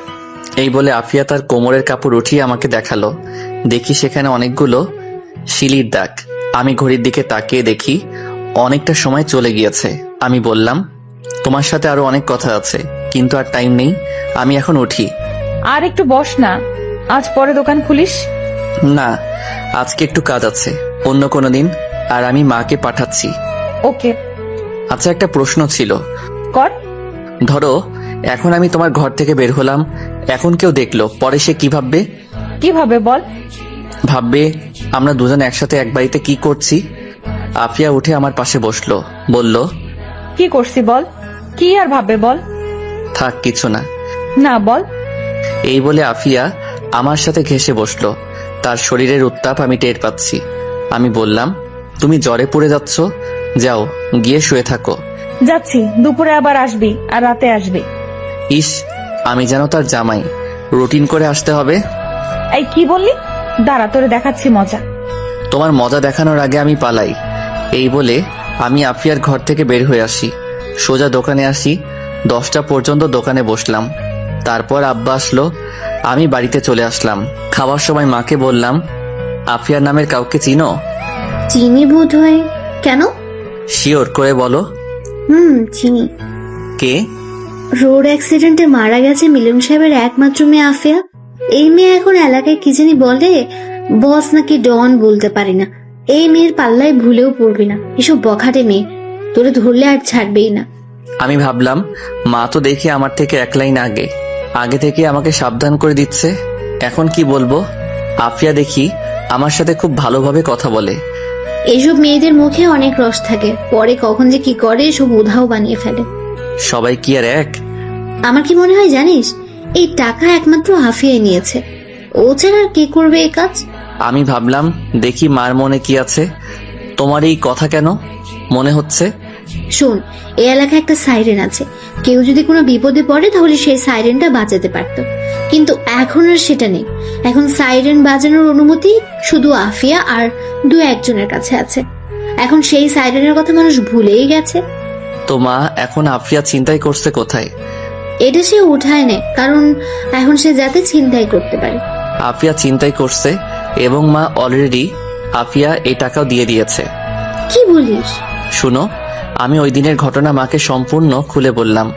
মার চোখ তো কপালে উঠে গেছে। মা বলল, এত কিছু হয়ে গেল আর তুই আমাদের জানাসনি কেন? আমি চাইনি আফিয়া তোমাদের কাছে ছোট হোক। তার ছোট হওয়াতে তোর কি? এই দাঁড়া, আমি যেটা ভাবছি সেটা না তো। একদম না মা, আফিয়া কিছুদিন ধরে প্রচন্ড জ্বর ঠান্ডায় ভুগছে। যাও গিয়ে একটা নজর দেখে আসো। আমার ঠেকা পড়ছে একটা বখাটে মেয়ের বাড়িতে যেতে। দেখো, এই মেয়ে কিন্তু এই এলাকার ডন, ও যেটা বলবে সেটাই হবে। এখন ও যদি আমাদের হাতে থাকে তাহলে আমাদের কোনো টেনশনই থাকবে না। সেটা তুই ঠিক বলেছিস। যাও গিয়ে দেখে আসো, আর মা কিছু রান্না করে নিয়ে যাও। আচ্ছা, যাচ্ছি। আমি শুধু অসুস্থ দেখেই যাচ্ছি, অন্য কোনো উদ্দেশ্য থাকলে ভুলেও যেতাম না। আচ্ছা তুমি যাও। ততক্ষণে আমার খাওয়া দাওয়া শেষ করে রুমে এসে আফিয়াকে কল দিলাম। আসার সময় নাম্বারটা নিয়ে আসছিলাম, আমি ফোন দিলাম। আফিয়া, মা আসছে। সত্যি তোর মার সাথে জমিয়ে আড্ডা দিব। এমন কিছু করবা না যাতে মা তোমাকে খারাপ ভাবে। তুই কোনো টেনশন করিস না। আচ্ছা, এই বলে আফিয়া কল কেটে দিল। কিছুক্ষণ পর দেখি মা রেডি হয়ে আফিয়ার বাসার উদ্দেশ্যে রওনা দিল।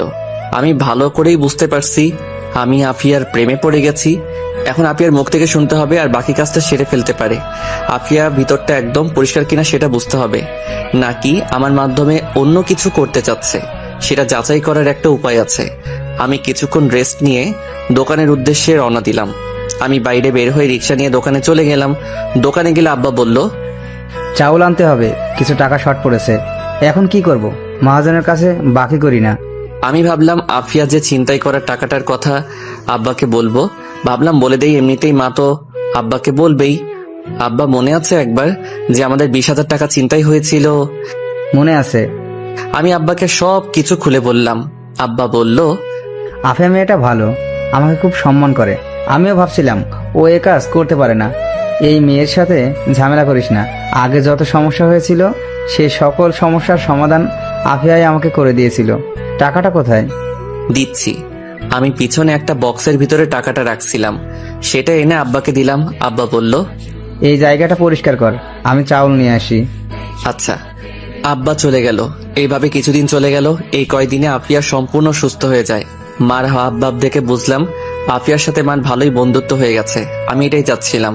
আমি রাতে দোকানদারি করছিলাম, তখন বাজে রাত 10টা ছুঁই ছুঁই। দেখি আফিয়া আসলো।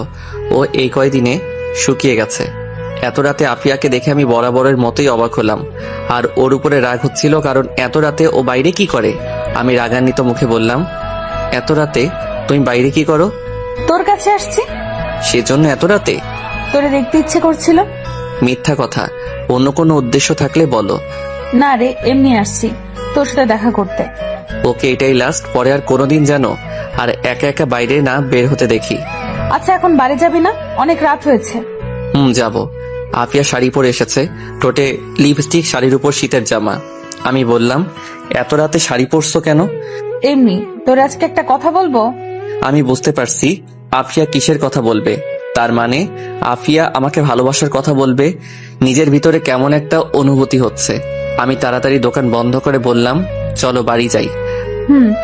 আমি আর আফিয়া পাশাপাশি হেঁটে অনেকটা পথ আসলে আফিয়া বলল, চল পার্কের ভেতরে গিয়ে বসি। এত রাতে কোথায় বসবো? আরে চল। ওকে। আমি আর আফিয়া পার্কের ভিতরে গেলাম, গিয়ে প্রথম বেঞ্চে বসলাম, এক ল্যাম্পপোস্টের নিচে। আমি ভাবলাম আফিয়া বলার আগে আমিই বলে ফেলি আমার মনের কথা। আফিয়া বেঞ্চের মধ্যে বসলো, একেবারে আমার সাথে ঘেঁষে। তুই বস, আমি আসছি। কোথায়? আফিয়া উঠে চলে গেল। মোবাইলের লাইট জ্বালিয়ে সামনে থেকে একটা ফুল ছিলল, এসে আমার সামনে হাঁটু গেড়ে বসে প্রপোজ করলো। আমি এটার জন্য প্রস্তুত ছিলাম না। আমি ভাবছিলাম আফিয়া হয়তো আরো সময় নিবে, কিন্তু না, সাথে সাথে প্রপোজ করে বসলো। অ্যাকসেপ্ট করব নাকি না? কিন্তু আমি প্রপোজ অ্যাকসেপ্ট করব না। প্রপোজ অ্যাকসেপ্ট করলে হয়তো তার মনের ভিতর কি চলছে সেটা জানতে পারবো না। দেখি আমার না করাতে আফিয়ার রিয়াকশনটা কেমন হয়। যদি দেখি তেমন একটা রিয়াকশন করে নাই, তাহলে বুঝবো ও অন্য কোনো উদ্দেশ্যে আমাকে প্রপোজ করছিল। আমি না করাতে সেটা ব্যর্থ হয়েছে। আফিয়া বলল, আমি তোমাকে ভালোবাসি ইমাদ। কিন্তু আমি তোমাকে ভালোবাসি না। কি? আমি তোরে ভালোবাসি, আমি তোর জীবন সঙ্গী হতে চাই। কিন্তু আমি তো তোমাকে আমার জীবনের সঙ্গী হতে বলি নাই। মানে? আমি বিরক্তিকর কণ্ঠে বললাম, মানে তুমি জানো আমি তোমাকে ভালোবাসি না, তোমাকে আমার প্রয়োজন নেই। তুই মনে হয় আমার সাথে মজা করতেছস। আমি ভাবলাম অ্যাকসেপ্ট করেই ফেলি, শুধু শুধু মেয়েটাকে কাঁদিয়ে লাভ কি। আবার ভাবলাম না, এত সহজে আমি তোমাকে ছাড়ছি না। তোমার ভিতরের কষ্টগুলো আমি শুনতে চাই, তোমার ভিতরে কি আছে সেটাও শুনতে চাই। আমি বললাম, মজা না, সত্যি আমি তোমাকে ভালোবাসি না। তাহলে এতদিন এসব কি ছিল? এত হাসি খুশি, এত কেয়ার, এসব কি নাটক? নাটক হবে কেন? তুমি অসুস্থ ছিলে, তাই তোমার সেবা করলাম একজন মুসলিম হিসেবে। আফিয়া কেঁদে দিল সত্যি সত্যি, বলল, ইমাদ, তোর কথা আমি বিশ্বাস করতে পারতেছি না।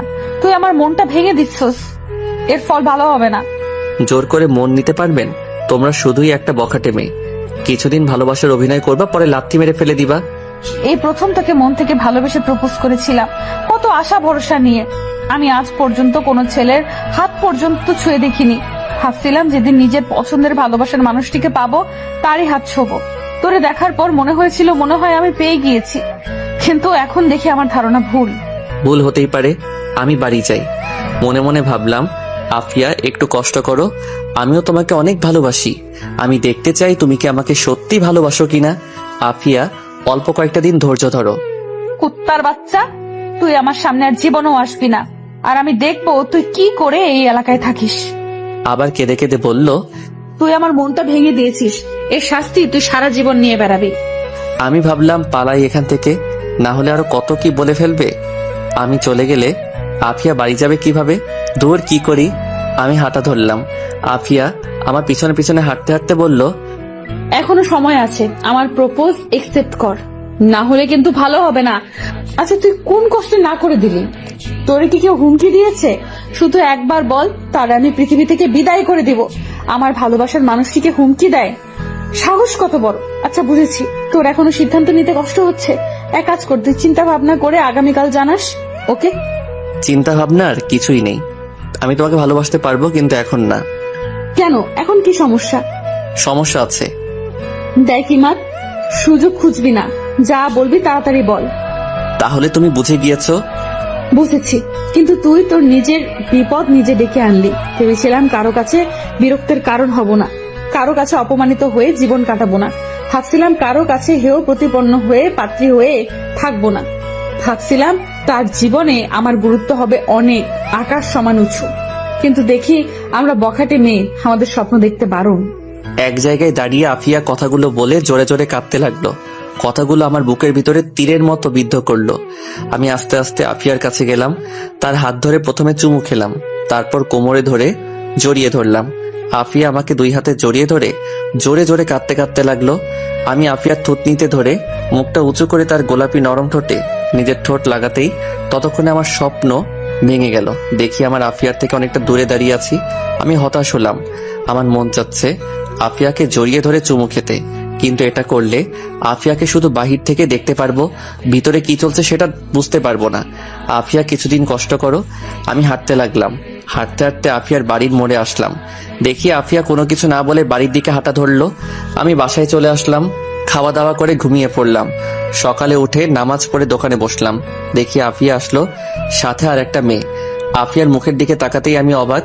দেখি আফিয়ার চোখ লাল হয়ে আছে, মনে হয় রাতে ঘুমায়নি।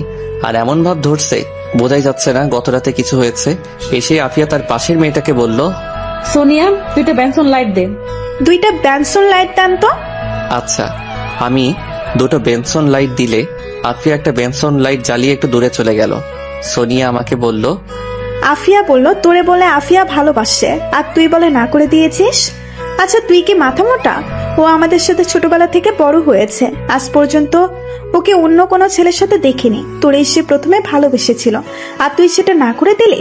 ওর বিরুদ্ধে গিয়ে এই এলাকায় টিকতে পারবি না। ওর মন আপনার থেকে আমিই ভালো বুঝি। তাহলে না করলি কেন?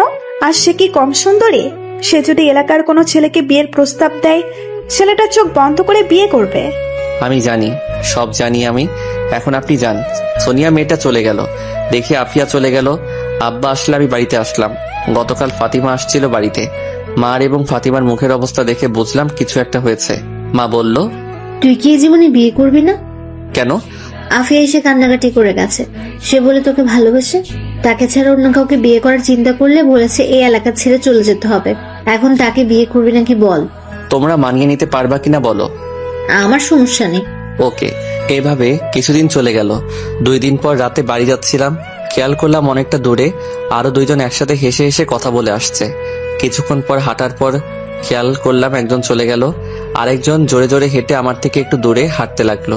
ভালো করে খেয়াল করে দেখি এটা আর কেউ না, এটা হলো আফিয়া। আমি ভাবলাম এই তো সুযোগ। এতদিন যেটা বুঝলাম, আফিয়া আমাকে সত্যি ভালোবাসে। ও আমার এই এলাকায় বিয়ে বন্ধ করে দেয়। তার মানে ও আমার বিয়ে দেখতে পারবে না।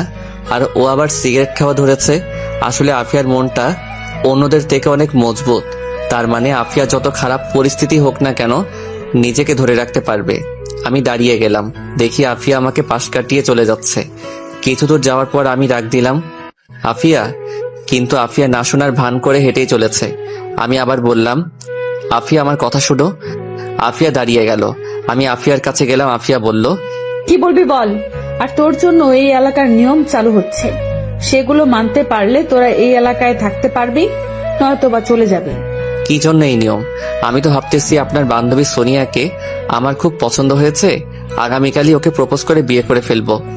ওর যদি মরার ভয় থাকে তাহলে ও তোর প্রপোজ একসেপ্ট করবে না। কেন? কারণ এই এলাকার একমাত্র আমি ছাড়া কাউকে বিয়ে করতে পারবি না। এই বলে আফিয়া একটা রহস্যময় হাসি দিয়ে বলল, কিন্তু আমি তোকে বিয়ে করব না। আমি বুঝতে পারছি আফিয়া চাচ্ছে তার কাছে নত হয়ে তাকে প্রেমের প্রস্তাব দিতে। পরে সে কতক্ষণ ঢং করবে। আমি বললাম, আপনাকে বিয়ে করা ঠেকা পড়ছে না? সোনিয়াকে নিয়ে আমি পালিয়ে যাব। সোনিয়া ভোকা না, তোর মতো গাধার সাথে পালিয়ে যাবে। তাহলে তোমাকে পালিয়ে নিয়ে যাব, যাবা না তুমি? না, তোর বিয়ে করা বন্ধ। তুমি বিয়ে করার পরেও আমি করতে পারবো না। তখন আমি ভেবেচিন্তে সিদ্ধান্ত দিব। কেন তুমি এভাবে আমার জীবনটা নষ্ট করবে? প্লিজ আমাকে ছেড়ে দাও। ওকে যা, ছেড়ে দিলাম, এখন বাড়িতে যা। আফিয়া হাঁটতে লাগলো। আমি আফিয়ার হাত ধরলাম, কিন্তু আফিয়া জোর করে ছাড়িয়ে নিল। আমি বললাম, আফিয়া তোমার সাথে কথা আছে, পার্কে চলো। তোর সাথে আমার কোনো কথা নাই। তুই একটা বাটপার, লম্পট, চিটার। তোর আমি বিশ্বাস করেছিলাম, সেই বিশ্বাসে তুই কানা করিও মূল্য দিলি না। ওই দিন তুই চোখ বলছিল তুই আমাকে চাস, কিন্তু তুই মুখে না করেছিলি কেন? হয়তো মুখ দিয়ে না করেছিলাম, কিন্তু আমি তোমাকে এখনো চাই। মিথ্যা কথা। সত্যি। আমি বিশ্বাস করি না। তুই আমার সামনে থেকে চলে যা, আর জীবনেও আমার সামনে আসবি না। তোরে দেখলেই আমার ওই দিনের কথা মনে পড়ে। তোরে আমি পেছন থেকে এত ডাকছি, কিন্তু তুই একটুও শুনলি না। তাহলে তুমি চাচ্ছ আমি চলে যাই? তুই চলে যা। ওকে। আমি দৌড়ে আফিয়ার সামনে গিয়ে হাতটা বাড়িয়ে বললাম, আমি তোমাকে ভালোবাসি আফিয়া। কিন্তু আমি বাসি না। প্লিজ এমন করো না। কি করতেছি তোরে আমি ভালোবাসি না। আমি আফিয়ার সামনে মাথা নিচু করে দাঁড়িয়ে আছি, কিছু বলছি না। আফিয়া বলল, ওই দেখ আকাশে কি সুন্দর চাঁদ উঠেছে। আমি আকাশের দিকে তাকালাম, দেখি কোথাও চাঁদ নেই, চারদিকে ঘন কুয়াশায় ঢাকা। আমি আবার আফিয়ার দিকে তাকালাম, ততক্ষণে আফিয়া আমার ঘাড়ে ধরে সে উঁচু হয়ে সোজা আমার ঠোঁট কামড়ে ধরলো। আমি এর জন্য প্রস্তুত ছিলাম না। আরে একই রে, ঠোঁট কামড়ে ধরলো। আফিয়া আর ছাড়ছেই না। আমার ঠোঁট ব্যথা হয়ে যাচ্ছে, মনে হচ্ছে রক্ত বের হচ্ছে। আমিও আফিয়ার ঠোঁট কামড়ে ধরে লাল গোলাপি ঠোঁটটাকে সাদা বানিয়ে ফেললাম। একটু পর আফিয়া নর্মাল হলো, ঠোঁট ছেড়ে বলল, তোরে আমি ভালোবাসতে পারবো না, একেবারে নিজের করে নিলাম। তুমি এটা কি করলা? আমার ঠোঁট। এই বলে আমি মুখ ধরে বসে পড়লাম। ঠোঁটে প্রচন্ড ব্যথা করছে। কি করে কিস করতে হয় জানো না? না, আমি কি কাউকে কিস করছি? না মানে মুভিতে দেখো নাই কিভাবে কিস করতে হয়? দেখছিলাম ওই মুভিতে এইভাবে কিস করছিল, ভাবছিলাম তাহলে বোধহয় এভাবেই কিস করতে হয়। আমার ঠোঁট। দেখি কি হয়েছে। আফিয়া আমার পাশে বসলো, আমার ঠোঁট ধরে চেক করে বলল, তেমন কিছু হয় নাই, চল আমার বাসায়, আজকে আমার বাড়িতে থাকবি। পাগল নাকি? বিয়ে করি পর। সত্যি? কবে বিয়ে করবি? আমার যে আর দেরি করতে মন চাচ্ছে না। ওকে। আমি আর আফিয়া আস্তে আস্তে দুজন দুজনের হাত ধরে পাশাপাশি হাঁটতে লাগলাম। আমি আফিয়ার হাতের মধ্যে একটা চুমু খেলাম, তার কোমরে ধরে আরো কাছে টেনে নিলাম। আফিয়া লজ্জায় চোখ বন্ধ করে ফেললো। আমি আস্তে আস্তে আফিয়ার নরম ঠোঁটে আমার ঠোঁট দুটো রাখলাম। এভাবে অনেকক্ষণ চলে গেল। আমি আস্তে আস্তে আফিয়ার ঠোঁট ছেড়ে দিলাম। আফিয়া আমাকে দুই হাতে জড়িয়ে ধরলো, কেন জানি ফুপিয়ে কেঁদে উঠলো। আমি বললাম, কাঁদছো কেন? এটা হলো সুখের কান্না, তোরে আমি এতদিন খুঁজছিলাম। এখনো কি আমাকে তুই করে বলবা? না, তোমাকে আজ সারা রাত এভাবে জড়িয়ে ধরে রাখবো। না আফিয়া, সকালে আমার দোকান আছে, আমাকে একটু ঘুমাতে হবে। বিয়ের পর কি আমাকে সারাদিন একা ফেলে রেখে দোকানে পড়ে থাকবা? হুম। রাতেও দোকানে থাকবা? হুম। তো তোমার সাথে আমিও সারাদিন থাকবো, এক মুহূর্তের জন্য আমার থেকে আলাদা হতে পারবা না। আচ্ছা, এখন চলো তাড়াতাড়ি বাড়িতে যাই। আজ থেকে আমি তোমার বাড়িতে থাকবো। আগামীকাল থেকে? এত রাতে তোমাকে নিয়ে গেলে মা কি না কি ভাববে। আচ্ছা, কিন্তু এখন যে আমি আর হাঁটতে পারছি না, আমার পা অনেক ব্যথা করছে। দেখি কোথায় ব্যথা করছে। না, দেখানো যাবে না, কোলে নে। আচ্ছা, পিছনে ওঠো। আমি আফিয়ার সামনে বসলে আফিয়া আমার গলায় দুই হাতে জড়িয়ে ধরলো। আমি দাঁড়িয়ে হাঁটতে লাগলাম। আফিয়ার মুখটা আমার কাঁধে রাখলো। কিছুক্ষণ হাঁটার পর আফিয়ার বাড়ির যাওয়ার মোড়ের কাছে পৌঁছালাম। দেখি মোড়ের কাছে দুইটা ছেলে দাঁড়িয়ে আছে। আফিয়া আমার কাঁধে মাথা রেখে চিল করতেছে। আমি বললাম, দেখো তো সামনে দুজনকে চিনো কিনা। কই দেখি। আফিয়া কাঁধ থেকে নামলো। চিনতে পারছি কে? ওই দিন যে এই দুটোকে মারছিলাম তারা। তারা এখানে কি করে? ওদের না এই এলাকা আসা নিষেধ? আফিয়া আমার হাতটা ধরে ওদের সামনে গেল। আফিয়া বলল, ওই তোদের মুখের মাফলার নামা। তারা দুজন মুখের মাফলার নামালো। আমিও চিনতে পারলাম আফিয়ার ধারণা ঠিক। ছেলে দুটোর হাতে একজনের হাতে চাপাতি, আরেকজনের হাতে ছুরি। কোথাও থেকে আরেকজন মেয়ে এসে বলল, মেয়েটা চেয়ারম্যান সাহেবের মেয়ে। আফিয়া আপু, কেমন আছো? ভালো। এত রাতে এখানে কি? আর তোরা দুজন কেনা বলছিলাম এই এলাকায় না আসতি, ভাগ এখান থেকে। না আপু, এখানে একটা ঝামেলা আছে। আপনি শুধু শুধু আমাকে মারছেন, আর এই ছেলে দুটোকে শুধু শুধু মারছেন। এখন বলেন আপনার কি করা উচিত? আচ্ছা মানলাম, কিন্তু ছুরি চাপাতি নিয়ে আসলেন কেন? চলেন কথা বলে ঝামেলা মিটমাট করি। সেই দিন শেষ, এখন কথার থেকে হাত বেশি চালাতে হয়। বুঝতে পারছি তোদের মনের ইচ্ছা, কিন্তু আজকে আমার মনটা খুব ভালো, কারণ আজকে ইমাদ আমাকে বিয়ের প্রস্তাব দিয়েছে, সেই জন্য তোদের ছেড়ে দিচ্ছি। যাও, তোমরা বাড়ি যাও। কিন্তু আমরা তো বাড়ি যাওয়ার জন্য আসিনি। এই, তোরা তোদের কাজ শুরু কর। আফিয়া দৌড় দিবা? আরে না না, তুই আমাকে একটু টাইম দে। এই বলে আফিয়া তার ব্যাগ থেকে মোবাইল বের করে কাকে জানি কল দিল। কিছুক্ষণ পর কল ধরলো। সাইরেন বাজা, সাইরেন বাজা। এই বলে ফোন কেটে দিল। এদিকে পাশ থেকে আমি একটা পুরনো লাঠি নিলাম। আফিয়া বলল, আর এক পা এগোলে আর একটাও বাঁচতে পারবি না, চুপচাপ চলে যা, এখনো বাঁচতে পারবি। একটা ছেলে একেবারে কাছে চলে আসলো। ছেলে বলল, ভাই আপনি চলে যান, আপনার প্রতি আমাদের কোনো রাগ নাই। আফিয়া আপুকে আমরা মেরে চলে যাব। আফিয়ার শরীরে টাচ করতে হলে আমার লাশের উপর দিয়ে যেতে হবে। তাহলে তাই করতে হবে। চেয়ারম্যান সাহেবের মেয়ে আফিয়ার কাছে গেল, গিয়ে আফিয়াকে একটা চড় দিল। আফিয়া মেয়েটাকে একটা চড় দিল। তখনই সাইরেন বেজে উঠল। এমন আওয়াজ কান ফাটিয়ে ফেলবে। একাধারে 2 মিনিটের মতো সাইরেন বাজলো। ছেলেগুলো বুঝতেই পারছে না কি হচ্ছে। যখন বুঝতে পারলো ততক্ষণে দেরি হয়ে গেছে। দেখি কয়েকজন ছেলে রাস্তায় এসে ওই ছেলে দুটোকে ধরলো।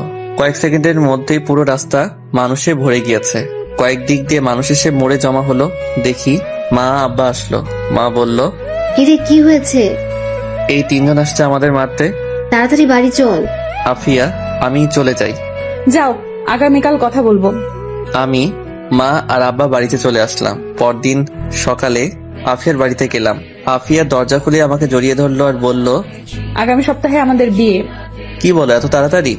আমি তো বাড়িতে কিছুই বলিনি। বলা যাবে না, তোমার মা সব জানে। গতকালে ছেলে দুটোকে কি করছো?